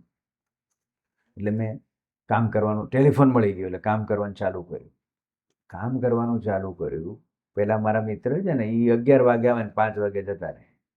હું સવારે 9 વાગે આવું અને રાતના 12 વાગે જઉં. ચાલુ કર્યું મેં રેન્ટલથી. 2 bedroom, 3 bedroom, 1 bedroom, 3 વાયા, 4 વાયા, જે આવે એ પૈસા. બરાબર છે. કામ ચાલુ કર્યું. 4 વાયામાં બીજું કામ થયું 6 મહિના બાદ. એમાં વેચણીથી 2,000 રૂપિયા આવ્યા. 1,000 રૂપિયા આવ્યા એટલે મગજ દોડાયું, બ્રાન્ડ બનાવો. 1,000 રૂપિયા આવ્યા, 1,000 બ્રાન્ડમાં નાખી દીધા. ગુજરાત સમાજની ટચુકડી એડો આવતી ત્યારે એમાંથી બિઝનેસ તમે જનરેટ કરતા. એટલે મારી પાસે 40 પ્રોપર્ટી હતી, ભાડે આપવાનો છે ફ્લેટ, વેચવાની છે ઓફિસ. સિટી એસ્ટેટ મેનેજમેન્ટ નીચે નામ ચાલુ કર્યું, 10 એડ આપી દીધી. અને એક મિત્ર મારો મળી ગયો, આજે એ જ છે મારો એડવર્ટાઇઝમેન્ટ એજન્ટ. પિનલ પૈસા નથી દોસ્ત, ક્રેડિટ આપીશ. નાગર કાકા ભગવાન બીજા ભાઈ મળ્યા મને, એટલે એડવર્ટાઇઝમેન્ટ ફૂલ. એમાંથી ક્લાયન્ટ જનરેટ કર્યા. પહેલું ડીલ એક આફ્રિકાથી લેડી આવી, એને આમ અપાર્ટમેન્ટ વેચવું. શું ભાવ? 2 લાખ રૂપિયામાં. ત્યારે 3 લાખ ને 4 લાખના 2 બેડના ઘરની કિંમત હતી જગદીશ બંગલોમાં, નવા બિલ્ડિંગ. તો મને 2% પ્રમાણે મેં કહ્યું મને 2 આપજો, હું મહેનત કરી. બિલ્ડરે મને 2% આપે. તો બેન કે તને સ્કૂટર ફ્રી હતા, સારું બસ ગિફ્ટ. જૂનું હતું એટલે મને 2500 મહિને પ્રિયા સ્કૂટર આપે. પહેલું પ્રિયા સ્કૂટર આવ્યું એટલે હું કેવો રાજી થયો, ખબર? ઓહો, મારી પાસે સ્કૂટર. હવે તો નહીં, હવે તો મારી પાસે સ્કૂટર આવી ગયું. સ્કૂટરમાં જે આનંદ આવ્યો છે કદાચ આજે મર્સિડીઝમાં નહીં આવતો હોય. અદ્ભુત. રેન્જ રોવરમાં નહીં, કોઈમાં નહીં. હવે આજે વાહન છે, ઓલું તો કંઈક અલગ જ હતું. પછી સ્કૂટર આવ્યું, પછી ધીરે ધીરે મારું ધીમે ધીમે હું 1-2 માંથી બીજો 2-3 જણા થયા. ધીરે ધીરે પ્રોગ્રેસ, જેમ મહેનત કરતો ગયો. પછી 1 વર્ષ થયું ને, તો હું જે રૂપિયા એડવર્ટાઇઝમેન્ટ નાખું ને પેલા ભાઈ ઘરે લઈ જાય. એટલે એક દિવસ કીધું કે ભાઈ આપણને નહીં ફાવે. તો હું તો ગામડે ગયો હતો, મારું બધું ડેટા બેટા લઈને વહી ગયા. ઓકે, જય શ્રી કૃષ્ણ, કોઈ વાંધો નહીં. ફરી શરૂઆત મહેનત કરી વર્ષ પછી 98. પછી મારી રિલેટિવના છોકરાને 2 ટીમ થઈ, 4 ટીમ થઈ. ધીરે ધીરે રેન્ટલ, કોમર્શિયલ. મારી નીચેના માણસ હોય, મારો કઝિન, એને મેં રેઝિડેન્શિયલ રેન્ટલ આપ્યું. ધીરે ધીરે પૈસા કમાતા ગયા. એમ ગ્રોથ ચાલુ થયો. 2001માં ભૂકંપ આવ્યો. ભૂકંપમાં બંગલાઓ રેન્ટ ઉપર આપ્યા, એમાં સારું બ્રોકરેજ થઈ. એમ જેટલા પૈસા આવે, મેં તમને કીધું કે 20% ઘરમાં રાખવાના, બાકી બધા બ્રાન્ડ પાછળ વાપરવાના. ઓલવેઝ તમે બ્રાન્ડ બિલ્ડ કરવી હોય ને, તો પૈસા બ્રાન્ડની પાછળ, તમારી કંપની પાછળ, એડવર્ટાઇઝમેન્ટમાં પૈસા નાખવા જોઈએ. તો જ તમારી બ્રાન્ડ અને તો જ તમે સક્સેસફુલ પીપલ બની શકો. વિઝન જોઈએ, મિશન જોઈએ. વિઝન અને મિશન વગર કામ કરો ને, તો તમે કોઈ દિવસ સફળ તમે થાવ નહીં. તમારે સ્વપ્નું બનાવવું પડે, સ્વપ્નું જોવું પડે કે ભાઈ મારે 6 મહિનામાં આ બ્રાન્ડ પહેરવી છે, એટલે પહેરવી છે. By hook or by crook, anyway આ મંત્ર હોવો જોઈએ. સૌથી મોટો શત્રુ માણસનો હોય ને તો આળસ છે, નેગ્લિજન્સ. આળસ માણસને મારી નાખે. અને ત્રીજું છે ઈર્ષા. તમારો કોઈ પણ, હું ઓલવેઝ કહું કે અમારા ચોપડા છે ને ખુલ્લા છે, હું તને આખો બુક્સ આપી દઉં ડેટાની. તારા નસીબમાં છે ને, તું આ 500 પ્રોપર્ટીમાંથી એક પણ કામ નહીં કરીશ. ખુલ્લી ચેલેન્જ છે તમને. રિયલ એસ્ટેટમાં મહેનતની સાથે નસીબ પણ સાથ આપવું જોઈએ 100%. તો તમે સફળ થઈ શકો. બાકી તો બધા શોર્ટકટ અપનાવે ને, એને સફળતા ન કહેવાય. ઓલવેઝ આજે અમારે 27 વર્ષની અમારી જર્ની છે. હાર્ડવર્કિંગ કર્યું છે. હેલ્મેટ ઉપર, બાઇકો ઉપર 40 ડિગ્રીમાં અમે ઘરો બતાવ્યા, ત્યારે આ સ્ટેજ સુધી અમે પહોંચ્યા છીએ. ધીરે ધીરે પછી 2, 5, 10, 15, 20 જણા થયા. હું આખું ઓર્ગેનાઇઝ સેક્ટર કરતો થઈ ગયો, શીખ્યો બધું, ટેકનોલોજી આવી ત્યારે ધીમે ધીમે. 2009માં એક મારા ગુરુ ગણો સચિન શ્રોફ બરોડા 2004માં મને મળ્યા એ 3માં એસ્ટીમ ગાડી ડ્રાઈવર લઈને આવે. મેં કીધું, આ મારો રોલ મોડલ, સ્વપ્નું છે ગાડી ડ્રાઈવર. હા, કોમર્શિયલ રિયલ એસ્ટેટ મને એને શીખડાયું. પહેલું ડીલ અમે ડૉક્ટર બત્રાને, વિજય ચાર રસ્તા ડૉક્ટર બત્રા સાહેબને એરપોર્ટ ઉપર લેવા ગયા, પહેલું ટ્રાન્ઝેક્શન કર્યું લો ગાર્ડન પાસે. ધીરે ધીરે કોમર્શિયલ એગ્રીમેન્ટ બનાવતો થયો, બ્રાન્ડ લીઝિંગ ઉપર. દિવાળીમાં કામ કરો, નો રજા, નો. 10 વર્ષ સુધી ગામડે નથી ગયો, 10 વર્ષ સુધી કોઈના લગ્ન પ્રસંગમાં નથી ગયો, નેવર. જ્યાં સુધી સફળતા નહીં મળે ને ત્યાં સુધી કોઈનું ભાઈબંધના મેરેજમાં નથી ગયો. ફક્ત બિઝનેસ બિઝનેસ બિઝનેસ. એનું રીઝન છે કારણ કે હું મોટો હતો, મારે પછી 2 બહેનોને અહીંયા અમદાવાદમાં સેટલ, બહુ મારી આ લાંબી સ્ટોરી છે. એની અમે લગ્ન કર્યા, અમદાવાદ શિફ્ટ કરી. નાનો ભાઈ પ્રકાશ, એને હું લઈ આવ્યો, મારી સાથે ભણાયો. 2001માં 2 બેડના ઘરમાં રહ્યો. કર્ણાવતીની સામે મને એક ડેવલપર છે, એ પણ મારા ભગવાન, એનું નામ નહીં આપું. એને મને 4 લાખ રૂપિયાનો ફ્લેટ મને 10,000 5,000 હપ્તે લોન લેવડાવીને મને પહેલું ઘર આપ્યું. એ પણ મારા ભગવાન જ ગણું છું આજની તારીખમાં, કારણ કે હું નેવર કોઈને ભૂલતો નથી લાઈફમાં. હું ગમે તેટલો મોટો થઈશ, મારા કારકિર્દીની શરૂઆતમાં જેણે મને સપોર્ટ કર્યો એ આજની તારીખમાં હું એને મારા ગોડફાધર ગણું છું અને રાખીશ આજીવન. એટલે ધીરે ધીરે ધીરે ધીરે કરતાં પહેલી 2000 મારા લગ્ન થયા 2001માં, ઘરનું ઘર થયું. પહેલાં સગા મારા અમદાવાદમાં થયા, મારા સસરા. એમ ધીમે ધીમે સ્ટેપ બાય સ્ટેપ પેલું હોન્ડા નવું લીધું ગામડેથી લોન લઈને, બાઇક હીરો હોન્ડા. પછીની મારી જર્ની ચાલુ થઈ. 5 જણા, 10 જણા, 15 જણા, 20 જણા. 2004માં ઇન્ડિકા લીધી, એનો પણ આનંદ હતો. દીકરો આવ્યો 2004માં, મારા મિતનો જન્મ થયો. પછી 2005માં મને સચિન શ્રોફ મળ્યા, જે બરોડા NARના ફાઉન્ડર મેમ્બર. NARમાં કેવી રીતે એ મને લઈ ગયા, અમે 5 જણા બનાવીને NAR ઇન્ડિયા બનાવ્યું, નેશનલ એસોસિએશન ઓફ રિયલ્ટર્સ. અચ્છા, એના ફાઉન્ડિંગમાં પણ તમારે? Yes yes yes. શું આપણે 6 જણા ભેગા થઈને, હું, માયસેલ્ફ, સચિન, કલ્પેશ, ફારૂક, રવિ વર્મા, અમે ભેગા થઈને NAR ઇન્ડિયા બનાવ્યું. પછી અમદાવાદ રિયલ્ટર એસોસિએશન બનાવ્યું. એ બાદ પછી મેં અફિલિએશન NAR ઇન્ડિયા સાથે કરાયું. NAR ઇન્ડિયાનું એફિલિએશન USA સાથે કરાયું. Yes. ઓકે, તો બહુ લોંગ સ્ટોરી. Long story. હું ત્યાંથી શીખ્યો. હું જેમ જેમ માણસ મળે એના પાસે કંઈક શીખતો જાઓ. ઓલવેઝ તમે શીખતા રહો, નમીને રહો તમે. હવે ઘણા આપણે ભૂલ ક્યાં કરીએ છીએ? આઈ એમ કન્સલ્ટન્ટ, રાઈટ? તમે બાયર છો, તમે એમ કહો મારે આ મારી પ્રાઇસ છે, તમે આર્ગ્યુમેન્ટ ના કરો. સાહેબ, તમે માલિક છો, તમારી પ્રાઇસ હું નથી નક્કી કરી શકું. હા, હું એટલું ચોક્કસ કહી શકું કે આ માર્કેટેબલ પ્રાઇસ નથી. તમે એમ કહો કે આવે ત્યારે વેચીશ, તો એમાં આર્ગ્યુમેન્ટ ના હોય. એવું ના હોય કે હું કામ નહીં કરું, ત્યાં તમે તમારો સંબંધ બગાડી નાખો. એટલે તમે કન્સલ્ટન્ટ હો એવી મારી નમ્ર વિનંતી છે કે તમે નમ્ર બનીને રહો, વિનમ્ર બનીને રહો, સંબંધ ડેવલપ કરીને રહો, તો ચોક્કસ તમારી પ્રગતિ થશે. તમને કોઈ રોકી નહીં શકે. બીજો ટૂલ્સ, બહુ અગત્યનો ટૂલ્સ, તમારી મેમરી શાર્પ હોવી જોઈએ. કસ્ટમરને શું જોઈએ, કસ્ટમરનો ક્રાઇટેરિયા શું છે. તમે કોઈ આંધળી દિશામાં મહેનત કરો છો, એ પણ નકામી છે. કસ્ટમરની પહેલાં શાંતિથી 15 મિનિટથી 20 મિનિટ કસ્ટમરની રિક્વાયરમેન્ટ સાંભળો. પહેલાં ઓલવેઝ હું કસ્ટમર નવો આવે ને તો એને કહું કે સાહેબ, તમે શું નામ તમારું, તમારો બિઝનેસ કયો, તમારી ફેક્ટરી ક્યાં છો, જોબ કરતા હોય, ગવર્મેન્ટ એમ્પ્લોય છો તો કઈ કંપનીમાં. ઓલવેઝ ક્યાં રહો છો એ મોટો પ્રશ્ન છે. ક્યાં રહો છો પૂછો એટલે બધી તમને વિગત મળી જાય કે કસ્ટમરને સાચો કસ્ટમર છે, ખોટો કસ્ટમર છે.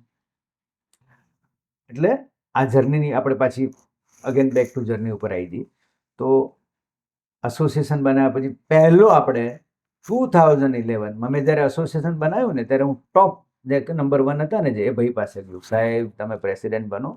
હું એટલો ભણેલો નથી, ભણેલો છું પણ ગુજરાતી મીડિયમમાં ભણેલો છું. નેશનલમાં મારી પ્રેઝન્સ, ઇંગ્લિશ બોલતા ના આવડે, તમે આવો. તો કે ના, આવું ના કરાય. ઓકે, ધેટ્સ ઇટ, હું કરીને બતાવીશ. એટલે મેં મારા ઘરના 14 મેમ્બરનું એસોસિએશન બનાવ્યું, ફેમિલી મેમ્બર્સ. મારી ઓફિસના એમ્પ્લોયને સાથે રાખીને અમદાવાદ રિયલ્ટર એસોસિએશન 2009માં બનાવ્યું.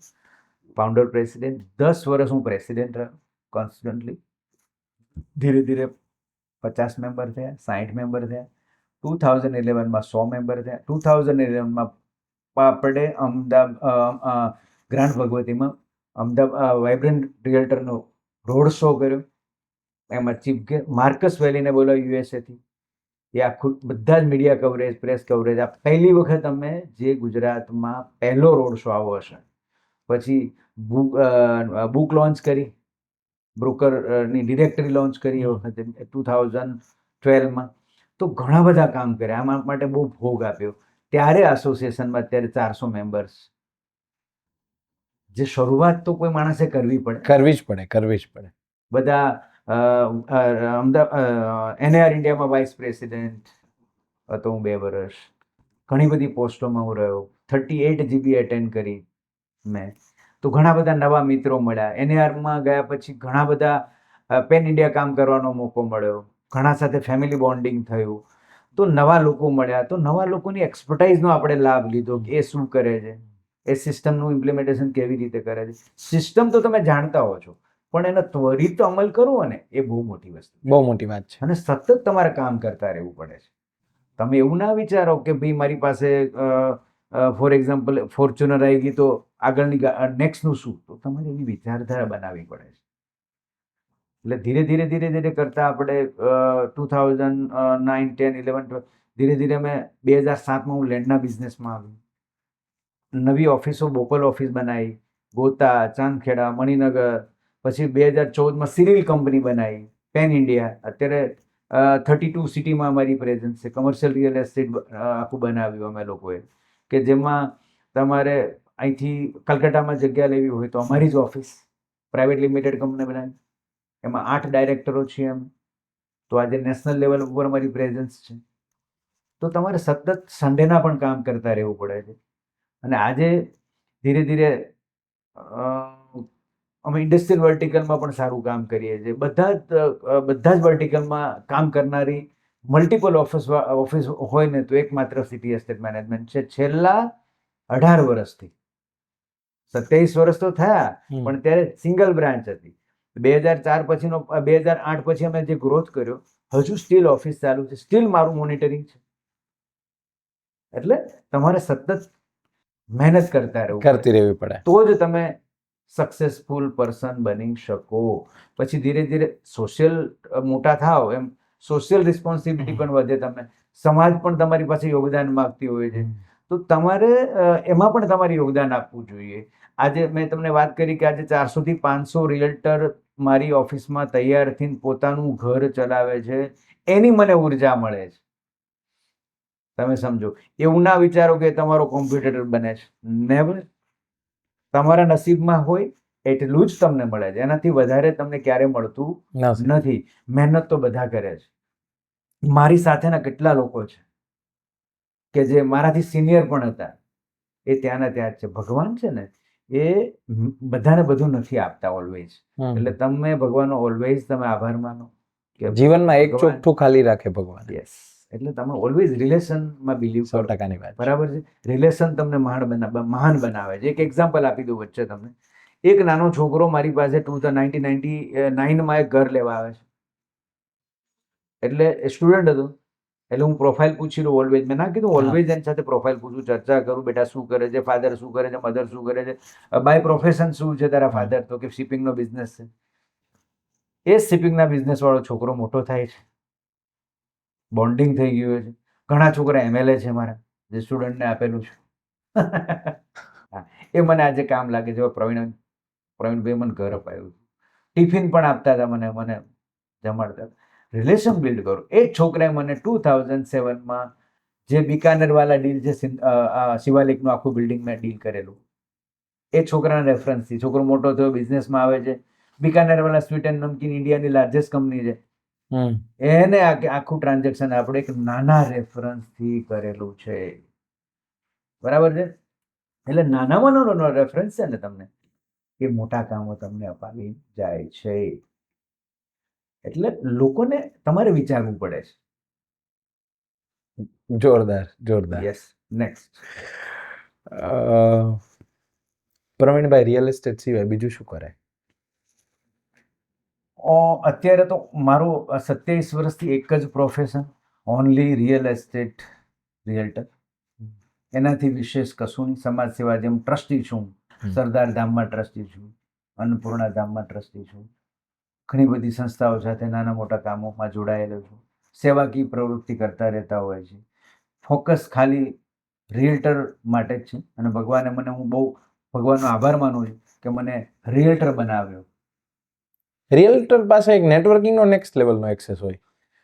નેટવર્કિંગ એ હોય કારણ કે એને સાથે સાથે બધી જ ખબર હોય. કે તમારું એક્ઝામ્પલ આપું કે કોઈ દીકરાને સગાઈ કરવી હોય ને તો અમને પૂછે કે ભાઈ આ પાર્ટી કેવી છે, દીકરો કેવો છે, દીકરી કેવી છે, કારણ કે તમે એના મૂળ જાણતા હો. મૂળ જાણતા હોય. એટલે તમારો રેફરન્સ એના માટે પણ કામનો હોય. હા હા 100%. એટલે આપણે આમાં થોડો ડીપ નોલેજ ધરાવીએ છીએ. રિયલ એસ્ટેટ સિવાય અત્યારે કોઈ ઈચ્છા નથી એવી. મારો સન આવે કંઈક કરે એ વાત અલગ છે. એટલે મારો એમાં મૂળ પ્રશ્ન એવો છે, રિયલ એસ્ટેટ સિવાય બીજું એટલે બિઝનેસ તો મને ખબર છે, તમે કોર ફોકસ છો, તમે રિયલ એસ્ટેટમાં જ છો, પણ એના સિવાય તમારા શોખ, તમારી હોબીઝ. ફોર એક્ઝામ્પલ, મારે પ્રવીણભાઈને મળવું છે અમદાવાદમાં, પણ ઓફિસે નથી મળવું, તો ક્યાં મળી શકાય? એમ ક્યાં કે નિશ્ચિત પ્રવીણભાઈ આટલા વાગે અહીંયા જ હોય, આઉટ ઓફ ઓફિસ, એવું મારો પ્રશ્ન છે. જનરલી શું છે કે હું ઓફિસમાં મારે બેસવાનું ઓછું હોય કારણ કે આપણે ફિલ્ડના માણસ છીએ. 1-to-1 ડેવલપર સાથે બેઠા હોઈએ, મિટિંગો હોય, કોઈ જગ્યા બતાવવા ગયા હોય. એ સિવાય વર્ષમાં અમે લોકો ફરવાનો મને શોખ છે, તો વર્ષમાં બે તો મારે બહારની ટ્રીપો હોય. ફરવાનો શોખ છે, ક્રિકેટ રમવાનો બહુ શોખ છે, એટલે વીકમાં અમે બોક્સ ક્રિકેટ રમતા હોઈએ, ટુર્નામેન્ટો રમતા હોઈએ, સ્પોર્ટ્સમેન છીએ અમે. તો એ એક આનંદ છે. બિઝનેસ સાથે સ્પોર્ટ્સ હોય ને તો તમે ફિટ રહો. ફિટ હશો તો તમે કંઈક કરી શકશો, દોડી શકશો. તમારા ગુરુ કોણ અને શું કામ? મારા ગુરુની વાત કરું કે જેણે મને રાહ ચીંધી, પહેલા તો મારા ફાધર મધર મારા ગુરુ છે, કે જેણે મને કોઈ દિવસ એવું નથી કીધું બેટા તું ખેતી કર. બહારથી પણ પૈસા લઈ આવીને મને એને અહીંયા ફીસ ભરેલી છે. પપ્પા સાથેનો સંબંધ શું, વચ્ચે પૂછી લઉં? પપ્પા એટલે મારા ભગવાન, મારા ગુરુ, ફાધર મધર મારા. એને હિસાબે હું અહીંયા છું. એણે મને જો ભણાવ્યો જ ના હોત, અમદાવાદ મોકલ્યો જ ના હોત, તો હું બીજે ક્યાં. એટલે માતા પિતા જે છે ને એ મારા ભગવાન છે. મારા દાદા મારા ગોડફાધર છે. દાદા પાસે તો હું ઘણું શીખ્યો. દાદા અત્યારે તો છે નહીં, પણ એણે મને ઘણું શીખવાડ્યું. ઓનેસ્ટી, ઇન્ટિગ્રિટી, એ જે પહેલાનું બોલતા ને કે હરામનું ખાવાનું નહીં, નીતિમત્તામાં રહેવું, જે પહેલાના સૂત્રો હતા ને, એ આજે હું સક્સેસફુલ પર્સન બન્યો છું. તો આજની તારીખમાં દર્શન કરવા જવું મંદિરે, સવારે ફાધર મધર ગામડે રહે છે, એને ફોન કરીએ ને તો એનો એક જ શબ્દ હોય, બેટા સાંજે 7 વાગે 8 વાગે 6 વાગે ઘરે આવી જવાનું, સવારે મંદિરે દર્શન કરવા જવાનું. એટલે એ તમારા ભગવાન છે. અને પછી આવે મારા બિઝનેસ ગુરુ, જે મને પહેલી ઓફિસ આપી, નાગરભાઈ પટેલ. એને હું ક્યારે ના ભૂલી શકું. મને આ લાઈનમાં જે એક નેક્સ્ટ લેવલ સુધી લઈ ગયા છે કે વોટ ઇઝ ધ નેક્સ્ટ, તો સચિન શ્રોફનું ઋણી થઈને થઈશ. આજની તારીખમાં એને ડેડી કહું છું કે જે મને પહેલી વખત NAR કન્વેન્શનમાં અમેરિકા લઈ ગયા, અમેરિકા દેખાડ્યું, કન્વેન્શનમાં પાર્ટિસિપેટ 2016માં હું ગયેલો. તો એ મારા ગુરુ છે. મારી સાથે જોડાયેલા તમામ જે ડેવલપર્સ છે કે જેની પાસેથી હું શીખ્યું, મને એને ઓપોર્ચ્યુનિટી આપી કામ કરવાની, મારા ઉપર ભરોસો રાખ્યો, એ બધાને આપણે ઋણી છીએ. ફાધરનું એટલા માટે પૂછ્યું, મારા ફાધર સાથેનો બહુ અલગ બોન્ડ હતો. હમણાં એક ઇનિશિયેટિવ અમે કર્યું, પાપા મેરી જાન કરીને. લગભગ 40 કપલ ફાધર સનને સાથે બોલાવ્યા હતા કે every father son has to come. જો તમારે પપ્પા ના હોય તો તમે એકલા આવી શકો, અથવા તમારે દીકરો ના હોય તો તમે એકલા આવી શકો, બાકી ફાધર સનને જોડે આવવાનું. પછી બેઉને અલગ બેસાડ્યા અને it was a 75 minutes show. Okay. કે શું ગ્રજીશ છે, કઈ છે એવી દિવાલ, ખાલી દિવાલ એવી છે કે એક વખત ધૂંબો મારશો ને તૂટશે, આર પાર જોઈ શકો છો પણ કહી નથી શકતા. તો એવું શું છે, એવું કઈ વસ્તુ રોકે છે પપ્પાને દીકરા તરફ અને દીકરાને પપ્પા તરફ કે નથી ચર્ચા કરી શકતા? આજે એ વસ્તુમાં હું મારી જાતને ખૂબ જ કમનસીબ માનું છું. તમારી જોડે શૂટ કર્યું, તમે મને હમણાં કોકની જોડે કનેક્ટ કરાવ્યા, તમે કીધું આપણે ત્યાં શૂટ કરીએ. સાલું પ્રવીણભાઈ, કેવું કોને કે પપ્પા મેં આજે આ કર્યું? You don't have that person to tell, and this is the biggest sorrow of my life. મારા પપ્પા જોડે મારો નેક્સ્ટ લેવલનો રેપો હતો. કે અમે સવારે 6 વાગ્યા સુધી બેસતા અને આજે બાપ પાસેથી લેવું હોય ને પ્રવીણભાઈ તો નીચે બેસવું પડે, આમ ના લઈ 100% શકાય. પણ ઈ ભગવાન છે ને બધાને બધું નથી આપતા. નથી. પપ્પા અને છોકરાનો ઝઘડો થતો હોય, બાપ જોડે બોલતો ના હોય, એ નથી કહેતા કે તમારો આવતો દિવસ નથી. 100%ની વાત છે. આપણે ખૂબ જ નસીબદાર છીએ કે તમે વિચારી શકો છો. પહેલા હું બહુ ગુસ્સો કરતો હતો હમ. સ્ટાર્ટિંગમાં. હમ. 10 વર્ષ ત્યાં ગુસ્સો જ બંધ કરી દીધો. પહેલા હું નાની બાબતમાં ગુસ્સે થઈ જતો હતો, આમ ઉત્સાહ હતો. પણ હવે આપણે જેમ મેચ્યોર થયા ને ગુસ્સો છે ને બહુ મહાન શત્રુ છે માણસ. હમ. એક ઝાટકો ગુસ્સો કરો ને તો સંબંધ તમારો પતી જાય. ઘરનો બગાડી કાઢે. સ્લો રહો, તમે ગુસ્સો ના કરો. અગ્રેસિવનેસ હોવી જોઈએ, હમ. પણ સામેનો માણસનો સંબંધ બગડી જાય ને એનું તમારે. સામેની સીટ ઉપર એકવાર બેસવું જોઈએ. એટલે તમે જેટલું તમે ગુસ્સાને કંટ્રોલ કરો ને તમે, હમ. તો મહાન તમે બનશો. 100%ની વાત. ગુસ્સાને તમારે ઘોડીને પી જવાનું. ગુસ્સો તમારી ઉપર હાવી ના થવો. હા, ના થવું જોઈએ. ગુસ્સો જો તમે હાવી થઈ ગયો ને તો તમારી કારકિર્દીનું પૂર્ણ વિરામ અહીં મુકાઈ શકે છે. 100%ની વાત છે. તમે કરોડપતિમાંથી રોડપતિ બનતા વાર ના લાગે. સ્વભાવ માણસનું નેચર છે ને, નેચર તમે બદલતા શીખો. પ્રેમ કરો લોકોને, હમ. લાગણીશીલ બનો. મારે તમારામાં ઊંડા ઉતરવું હોય ને તો તમે હું તમને દેખાવો જોઈએ એવી તમે લાગણીસભર સંબંધ રાખો. 100%ની વાત છે. આપવાની ભાવનાથી જાઓ, લેવાની ભાવનાથી ક્યારેય ના જાઓ. એક સૂત્ર જીવનમાં યાદ રાખો હમ. કે તમને આજે નહીં તો તમારી નેક્સ્ટ પેઢીને કામ લાગશે સંબંધ. 100%ની વાત કે છે. મારો મિત મોટો થશે તો કે હું હોઈશ કે ના હોઈશ, પ્રવીણભાઈનો દીકરો છે યાર, પ્રવીણભાઈને તો ઋણી છે, એને કેવા સરસ મારા કામ કર્યા છે. બરાબર, એ સંબંધની અહેમિયત સમજતા આવડવું જોઈએ. બાકી પૈસો હોય, સફળતા મળે, લોકો આજે સફળતા પૈસા તો પચાવી દરેક નથી પાસે છે. પૈસા દરેક પાસે છે. પૈસા દરેક પાસે છે, પણ પૈસાને ઘણા પચાવી નથી નથી શકતા. એરોગન્સી આવી જાય હમ. છે, આઈ એમ સમથિંગ થઈ જાય છે, ખોટા રસ્તે જતા રહે છે, ખોટા પૈસા વાપરી કાઢે, ડ્રગિસ્ટ બની જાય છે, વ્યસની બની જાય છે. એવી સમસ્યા બહુ જબરદસ્ત છે આપણા દેશની અંદર. 100%. યુવા ધન બરબાદ થઈ રહ્યું છે. તો એનું પણ તમારે તમારા જે વડીલ તરીકે તમારે સંતાનોનું ધ્યાન રાખવું જોઈએ કે ભાઈ મારો છોકરો ક્યાં જાય છે, કેટલા વાગે ઘરે આવે છે. તમે એને પ્રેમ કરશો તો જ તમને છોકરો પ્રેમ કરવાનો છે.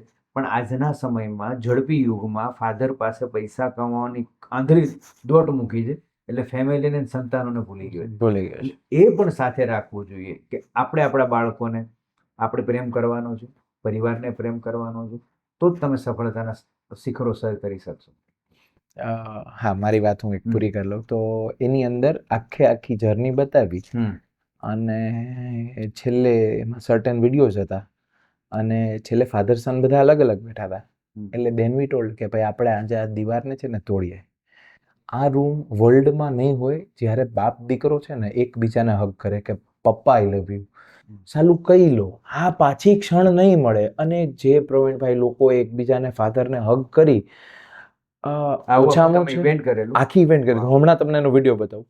10 લોકો મારી પાસે એવા આવ્યા જેને હું જાણતો હતો કે એમ કે એના બાપ છે ને મને ભેટીને રડવા માંડ્યો કે મારી જિંદગીમાં પહેલી વખત થયું મારા દીકરાએ મને એમ કીધું કે પપ્પા I love you. Wow. So it was એટલે એ feelings છે જ. તમે એના નિમિત્ત બન્યા છો.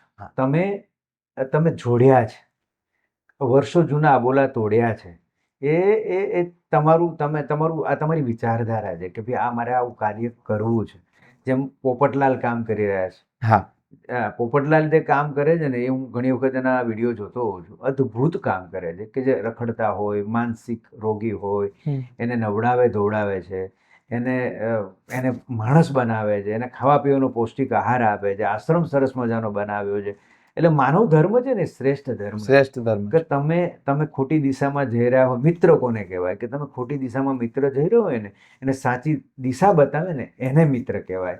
આ તો તમે સગા જ મિત્રને ખાડામાં ઉતારવાની ટેવ હોય તો તમારું ભગવાન ક્યારે સારું કરી શકવાના નથી. કારણ કે તમારી મેલી મુરાદ છે. કારણ કે રસ્તો બતાવો. માણસ પાસે પ્રતિભા બહુ છે. કોઈ પણ છોકરો છે ને હું ઓળખી લઉં કે આ હીરો બનશે કે ઝીરો બનશે કે આ ક્યાં સુધી પહોંચશે. હું એક જ સેકન્ડમાં મને ભગવાન આર્ટ આપેલી છે કે આ માણસ દૂર સુધી જશે. બરાબર છે? તો તમે માણસમાં શક્તિ ઓળખો પહેલાં તો. એને એ પ્રકારનું તમે કામ આપો. એની એક્સપર્ટાઇઝ હોય એને તમે ત્યાં ઉપયોગ કરો. એને તમે સલાહ આપો કે તું આ દિશામાં નહીં, તું આ દિશામાં જા. બરાબર છે? તો તારી પ્રગતિ થશે. એમ પહેલી તો માણસને ઓળખવાની તમારી તાકાત ઇન ટર્મ્સ ઓફ બિઝનેસ હોય, ઇન ટર્મ્સ ઓફ મિત્રતા બનાવી હોય, તો માણસને તમે ઓળખવામાં થાપ ખાઈ ગયા તો તમે હેરાન થઈ જશો. 100%ની વાત છે. તમારા વિશે એવું કંઈક જે કોઈ ના જાણતું હોય?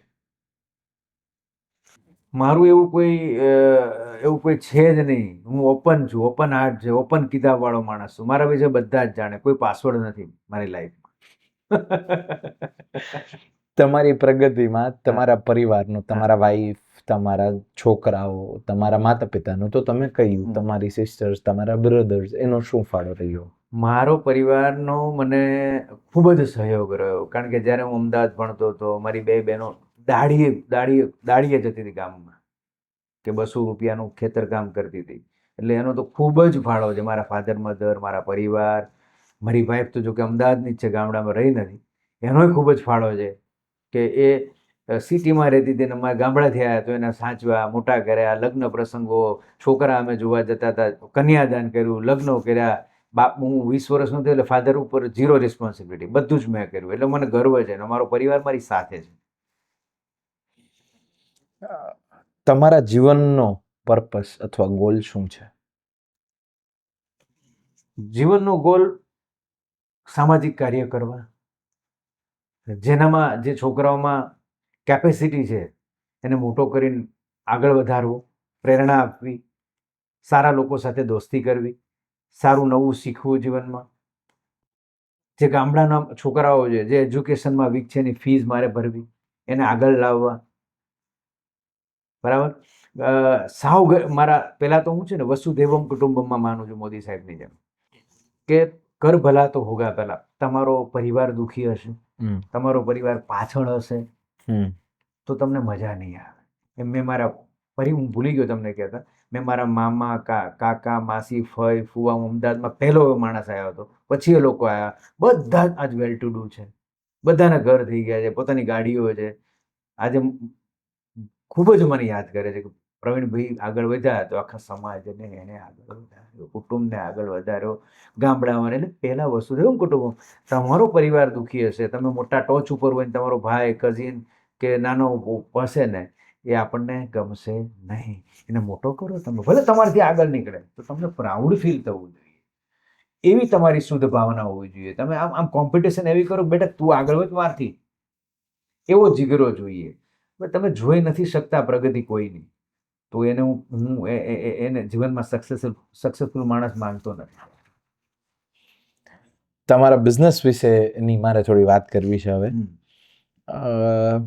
તમે ક્યાંય રિયલ એસ્ટેટમાં મોટું કામ કરવાની લાલચમાં ક્યાંય ફસાયા હોય અને એમાંથી બહાર કેવી રીતે નીકળ્યા એવી કોઈ ઘટના?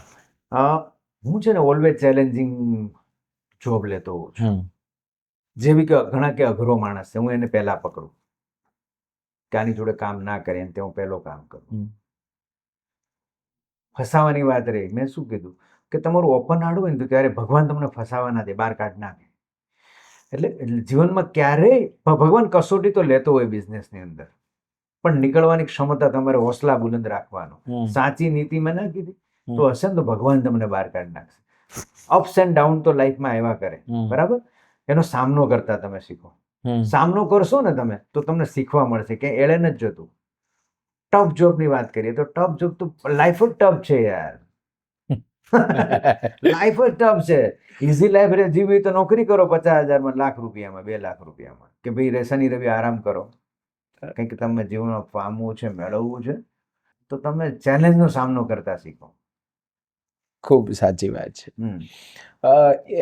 આ ક્વેશ્ચન્સ લગભગ બધાને આવતો હોય, એટલે તમે કોઈ ક્લાયન્ટ માટે બધી જ મહેનત કરી હોય, રિયલ્ટર તરીકે આ ક્વેશ્ચન્સ તો આવે. યસ, ઓફકોર્સ આવે. તો બધી મહેનત કરી હોય અને પછી ક્લાયન્ટ ડાયરેક્ટ કરી લે, અને એ ત્યારે ઈ શું ભાવના હોય? ત્યારે આમ થાય કે, કારણ કે 0 થી બહુ મોટા પૈસા સુધીનું બધું જ કહું છું, તો શું થાય?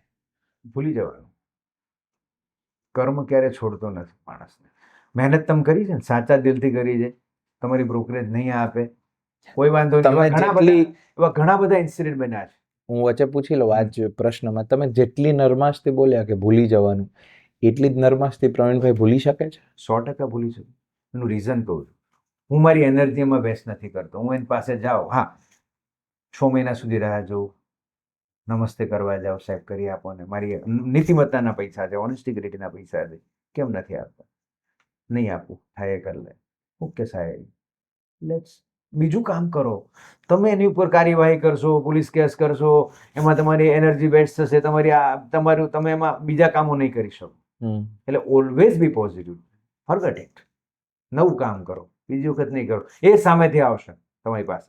તમારે તમારે આપણી જરૂરિયાત એને પડવી જોઈએ કે આ ક્યાં આગળ નીકળી ગયું. નેક્સ્ટ ટાર્ગેટ આગળનું વિચારો, પાછળનું નહીં વિચારવાનું ક્યારેય. અત્યારે આપણી લગભગ કેટલી બ્રાન્ચ હશે અને કેટલા લોકોની ટીમ, અને આપણી અત્યારે શું શું સર્વિસીસ આપણે પ્રોવાઈડ કરીએ છીએ? અત્યારે અમદાવાદમાં આપણી 7 ઓફિસ છે. ઇન્ડિયામાં 32 ઓફિસ છે. સિરિલ ઇન્ડિયાની સિટી એસ્ટેટની 7 ઓફિસ. અમે લોકો બધા જ વર્ટિકલમાં કામ કરીએ છીએ. Residential, commercial, industrial, retail, industrial land, residential land, project land, pre-lease properties, all type of પ્રોપર્ટીઝનું આપણે કામ કરીએ છીએ. એમાં વર્ટિકલ વાઇઝ આપણી ત્યાં ટીમ છે. રેઝિડેન્શિયલ ટીમ હોય તો રેઝિડેન્શિયલ ટીમની અંદર એક મેનેજર હોય, એની નીચે બીજી ટીમ હોય, કામ કરતા હોય. રેસિડેન્શિયલ રેન્ટલ ટીમ છે તો એની નીચે 5 જણાની ટીમ હોય, એક મેનેજર અને નીચેના ટીમ તૈયાર કરી છે. આજે મારો એક જ મંત્ર છે, સબકા સાથ સબકા વિકાસ. જો એનો ડેવલપમેન્ટ નહીં થાય તો મારું નહીં થાય, મારું નહીં થાય તો એનું નહીં થાય. એટલે ઓલવેઝ હું છોકરાઓને કહેતો હોઉં છું કે તું અહીંયા તારો ગ્રોથ કરવા માટે આવ્યો છે તો જ તારે અહીંયા આવવાનું. તું મને 5 વર્ષ આપીશ તો જ હું તારા ઉપર ફોકસ કરી શકીશ. ભૂતકાળમાં તમારી ટીમમાંથી તમે એમ કીધું કે ઘણા બધા તમારામાંથી રિયલ્ટર્સ બન્યા, પોતાનું કર્યું હોય, તો ત્યારે શું ભાવના રહી અથવા એની પ્રોસેસ શું? તમે એમ કહો કે આજે તમે મારી ત્યાં 10 ફોર એક્ઝામ્પલ કોઈ એમ્પ્લોય મારી ત્યાં 10 વર્ષ કામ કરીને પછી મને મળવા આવે છે કે સાહેબ મારે મારું પોતાનું કરવું છે, એટલે હું એને પ્રોત્સાહિત કરું. તારું નામ આગળ વધ, તારું નામ નંબર 1 બનતું. એને આપણે એવોર્ડ આપીએ છીએ અને એવોર્ડ આપીને એને મોકલીએ છીએ બધાની વચ્ચે કે જા તું તારી નેક્સ્ટ જર્ની સ્ટાર્ટ કર. બેસ્ટ વિશિસ મારા તારી સાથે છે. કંઈ પણ જરૂર પડે, ક્યાંક તું અટકે ને તો મને યાદ કરજે. કંઈ તારે કોઈ પણ ડેવલપર સાથે કંઈ કોન્ટેક્ટ કરવો હોય, નવા જગ્યાએ, તો હું તને હું હેલ્પ કરીશ. અચ્છા, યસ, ખૂબ સરસ. તો તમારી જોડે કામ કર્યું હોય અહીંયા નજીકનો હોય, ધારો કે તમારા જ લેન્ડમાં કામ કર્યું હોય તો એવા હોય બધા જ ના, બરાબર. તો એ પોતે કરે તો કોઈ વાંધો નહીં. એનું નસીબ, સારી વાત, એનું નસીબ, ખૂબ સારી વાત. એનું નસીબ છે સેઠ. સિરિલ શું છે? અમે લોકોને સિરિલ બનાવવાનો વિચાર એટલા માટે આવ્યો હતો કે ઘણી બધી નેશનલ રિક્વાયરમેન્ટ રહેતી હતી. કે ફોર એક્ઝામ્પલ દિલ્હીમાં કોઈ મારો અમદાવાદનો ઇન્ટરનેશનલ લિસ્ટેડ કંપની છે, ટોરેન્ટ છે કે ફાર્માસ્યુટિકલ છે કે વોટ એવર કંપની છે, એની રિક્વાયરમેન્ટ દિલ્હીમાં રહેતી હોય તો દિલ્હીમાં અનનોન બ્રોકર સાથે આપણે કામ કરવું, જેને ઓળખતા ના હોય. તો અમે લોકોએ શરૂઆતમાં 8 જણા ભેગા થયા અને મળ્યા સાથે અમે, કે જે લોકલ સિટીમાં જેની સ્ટ્રેન્થ, કોઈનો 25 વર્ષનો એક્સપિરિયન્સ હોય, કોઈનો 40 વર્ષનો એક્સપિરિયન્સ હોય. તો અમે લોકો 2011 બધા ભેગા થયા. પ્રોસેસ કરતાં 2 વર્ષ અમે લોકો સમજ્યા મોડલને. જેમ કે એનઆઈ ગ્લોબલ છે, જેએલએલ છે, નાઇક ફ્રેન્ક છે, સીબીઆરઈ છે, આઈપીસીસ કંપની છે. એનઆઈ ગ્લોબલનું મોડલ અમે જોયું, શીખ્યા કે ભાઈ it is a multinational brand, તો આપણે વાય નોટ લોકલ બ્રાન્ડ આવી ક્રિએટ કરી શકીએ. કેમ કે આપણા લોકોની તો લોકલ સ્ટ્રેન્થ છે. જેમ કે અમદાવાદ બેઝ આપણી કંપની છે તો કે 25 વર્ષનો અનુભવ, લોકલ નેટવર્ક સ્ટ્રોંગ, અહીંની જિયોગ્રાફિકલી આપણી પકડ, ઇન્વેસ્ટર ઉપરની આપણી પકડ, અહીંના જીડીસીઆર ઉપર આપણી પકડ, આપણી પાસે થરો જ્ઞાન છે. જેમ એ રીતે એમ કલકત્તામાં તમે જાઓ તો કલકત્તામાં હુ ઇઝ નંબર 1, તો કેન કે રિયલ્ટર પવન ઇઝ નંબર 1. તો પવનને ત્યાં લોકલ આજે he is a developers and consultant both. તો 40 યર પ્લસ એક્સપિરિયન્સ છે, 40 વર્ષ પ્લસનો એક્સપિરિયન્સ છે. સિલ્વર લાઇન રિયલ્ટીઝ ફારૂક અને જાહેદ, એના 2 બ્રધર્સ, તો એનો 3rd જનરેશન રિયલ્ટર્સ, 50 યરનો પ્લસ એનો એક્સપિરિયન્સ છે. તો એવી ટીમ પુણે રાજુ મહેતાની, મુંબઈ સંજય પુરી, એમ અમે 8 જણા ટીમમાં ભેગા થઈને અમે કંપની બનાવી સિરિલ. સિરિલનું ફૂલ ફોર્મ થાય છે commercial, industrial, retail, land, vertical આખું. ફૂલ ફોર્મ થાય છે. ઓકે પ્રાઇવેટ લિમિટેડ કંપની બનાવી.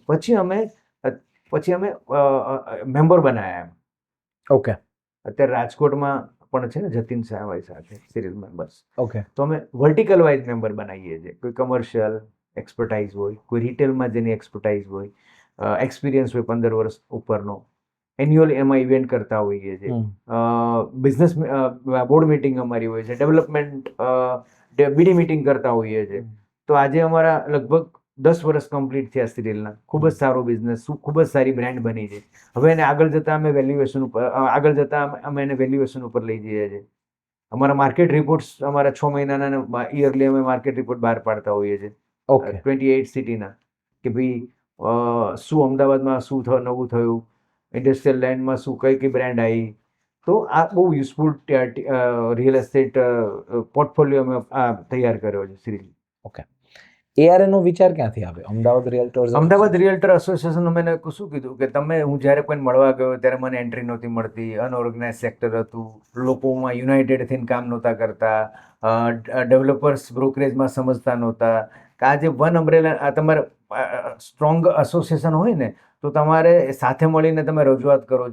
લાઈક બ્રોકરેજની સમસ્યા હોય, લાઈક કોઈ ડેવલપર્સ તમને બ્રોકરેજ બલ્કમાં તમે જાઓ, સાથે મળીને કામ કરો તો 3% ને 4% તમે કરી શકો. યુથ હોય ને એ ઓલવેઝ તમે જીતી શકો. તો આજે એસોસિએશનમાં 400 મેમ્બર છે. તો અમે આજે પહેલાં શું હતું, બ્રોકર મીટના અમે લોકો અમદાવાદમાં બ્રોકર મીટ એટલે શું કે તમે ડેવલપર છો, આપણે ARA સાથે તમારે બ્રોકર મીટ કરવી હોય તો અમે ફીસ લઈએ છીએ. પહેલાં 50,000 રૂપિયા હતી, આજે અમે 3 લાખ રૂપિયા ફીસ લઈએ છીએ એક બ્રોકર મીટ કરવાની. તો એક સાથે વન પ્લેટફોર્મ ARA તમારું પ્રોજેક્ટ સેલ કરી શકે. રેઝિડેન્શિયલ પ્રોજેક્ટ હોય કે કમર્શિયલ ડેવલપર્સ ફીઝ આપે છે ઓકે બ્રોકર અમદાવાદ રિયલ્ટર એસોસિએશનની. તો અમે એમાં પણ સારું કામ કરીએ છીએ. વર્ષે અમારા ઇવેન્ટો હોય, બ્લડ ડોનેશન કેમ્પ હોય, સોશિયલ એક્ટિવિટી કરતા હોઈએ છીએ એસોસિએશનની. તો એસોસિએશન આવ્યા પછી ઘણા બધા લોકો એકબીજાને ઓળખતા થયા.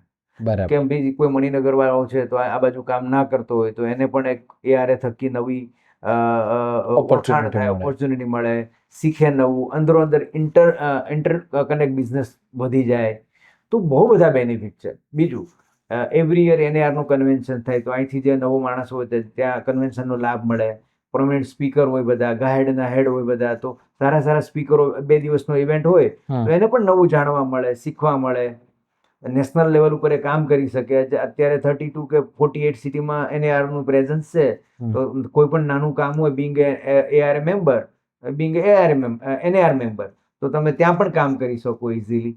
તો networking as well as strength ARA નું એટલા માટે મને એનો વિચાર આવ્યો કે ભાઈ આપણે આ એસોસિએશન બનાવીએ. એસોસિએશન બનાવવાથી ઘણા બધા બેનિફિટ છે. અને આજે મારું એ પણ સપનું સાકાર થયું કે આજે હું પ્રાઉડલી છે કે આજે 400 મેમ્બર, સારામાં સારું બેલેન્સ, સારામાં સારું એક્ટિવિટીઝ થાય છે.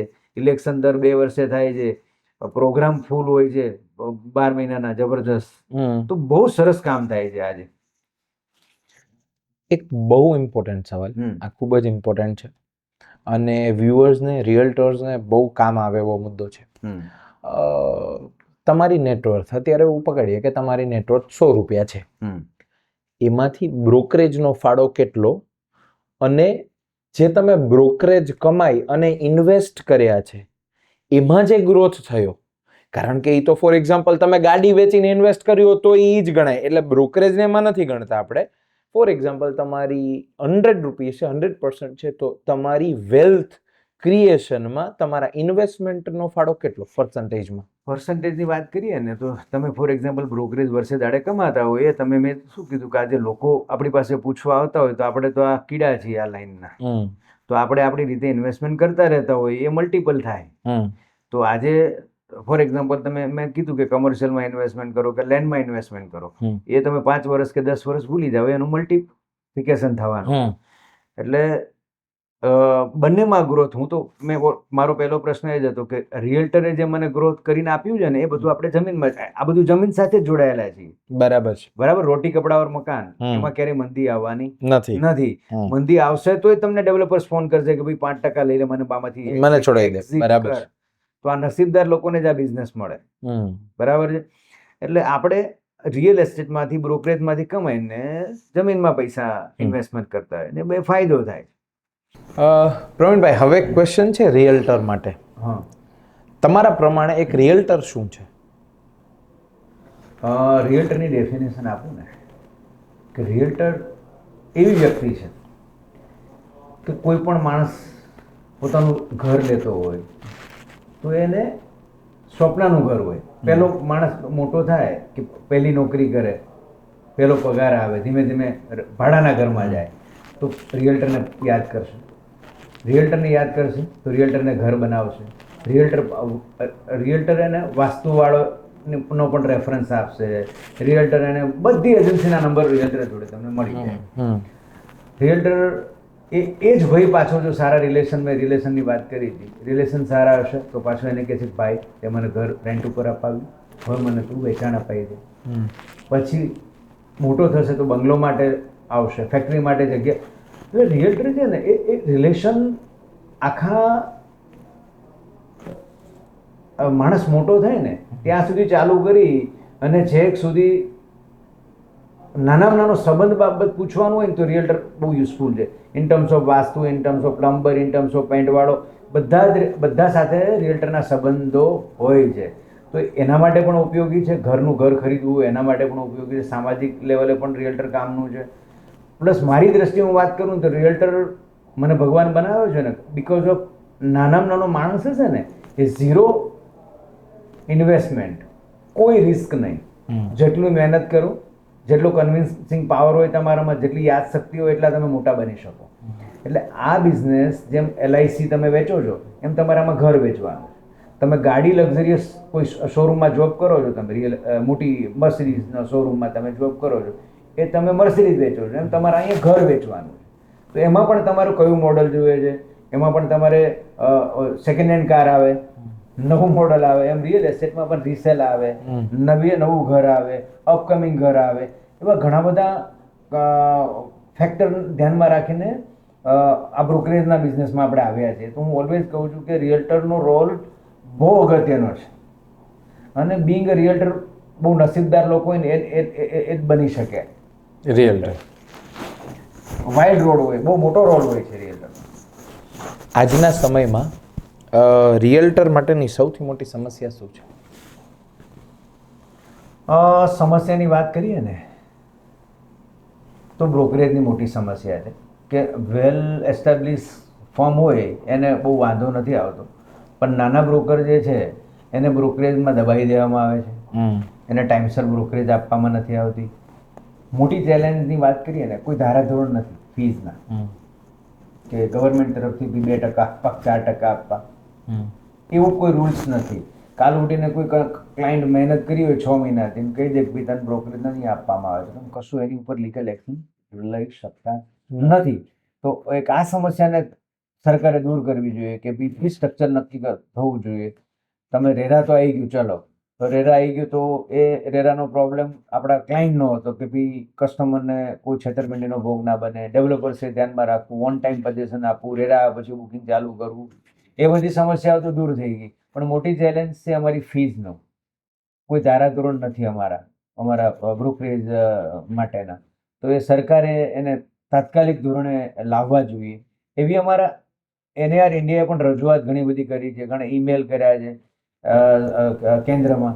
તો એ પણ અમારે ચાલી રહ્યું છે કે ભાઈ આના પણ રૂલ્સ એન્ડ રેગ્યુલેશન, રીમેટ ટેસ્ટ એવરી યર, જેમ દુબઈમાં તમે જાઓ કે અમેરિકામાં જાઓ તો રિયલ્ટરે લાઇસન્સ લેવું પડે છે, એમ અહીંયા પણ લાઇસન્સની આવશે આવનારા સમયમાં. પણ કાયદો આવશે જેમ જેમ ધીરે ધીરે ડેવલપમેન્ટ કન્ટ્રી થાય એમ ધીમે ધીમે અહીંયા પણ રિયલ્ટરે લાઇસન્સ લેવું પડે, રીમેટ ટેસ્ટ આપવી પડે, એ ટેસ્ટ પાસ કરવી પડે, એનું લાઇસન્સ લેવું પડે. અમેરિકામાં તો કેવું છે કે સ્ટેટ વાઇઝ લાઇસન્સ છે. જેમ કે તમારે શિકાગોમાં તમે રિયલ્ટર છો, તમે શિકાગોમાં જ કામ કરી શકો.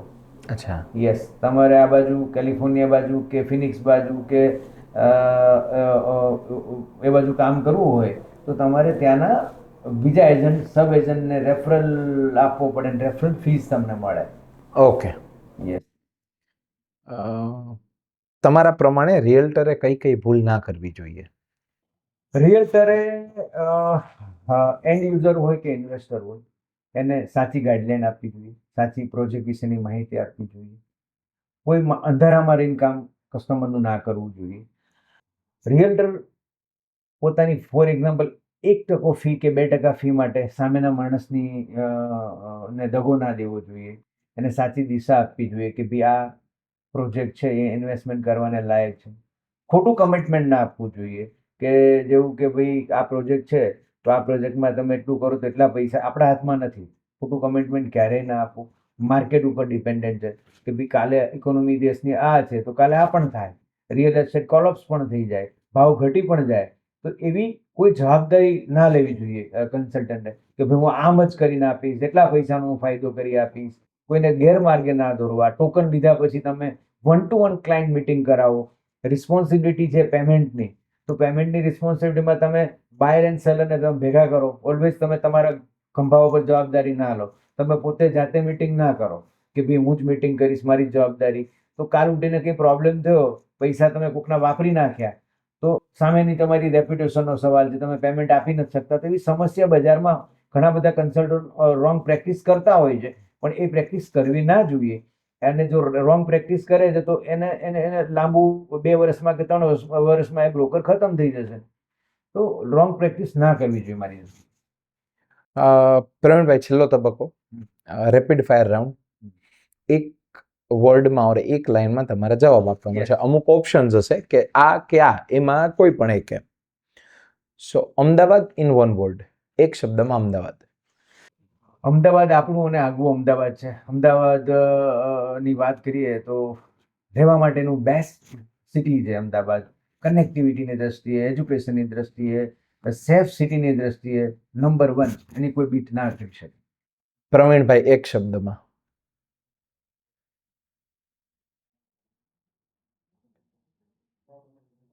I am always believe in God.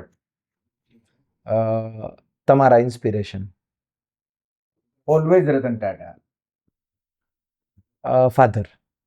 My father. દીકરો, સન. My son. પૈસા. Not main thing. Leadership. Leadership Narendra Modi. Dream. સારો માણસ બનવું. ગોલ. ખૂબ જ આગળ વધવું, સમાજ માટે કાર્ય કરવા, નાના માણસને મોટા કરવા. રિયલ્ટર. રિયલ્ટર એટલે કે તમને જે ઘર બતાવે, તમને ગાઈડ કરે, સારું સારું સાચું આંગળી સીંધે રિયલ્ટર. તમારા માટે ચાણક્ય કોણ? My father. બુક્સ કે મૂવીઝ? બુક્સ. વિન્ટર કે સમર? વિન્ટર.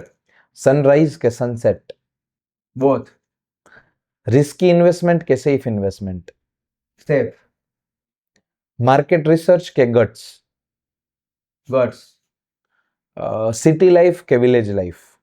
બોથ. અમદાવાદ કે Una? Ahmedabad. India? Yeah of course India. Thank you so much Praveenbhai for the very insightful interview. તમારી જોડે ઘણા બધા મુદ્દાઓ મને પણ શીખવા મળ્યા અને ડેફિનેટલી વ્યુઅર્સને પણ ઘણું બધું શીખવા જાણવા મળ્યું હશે. તમારો કંઈક સંદેશ તમારે આ પોડકાસ્ટ પછી વ્યુઅર્સને આપવો હોય તો stage is yours. Thank you very much. મજા આવી.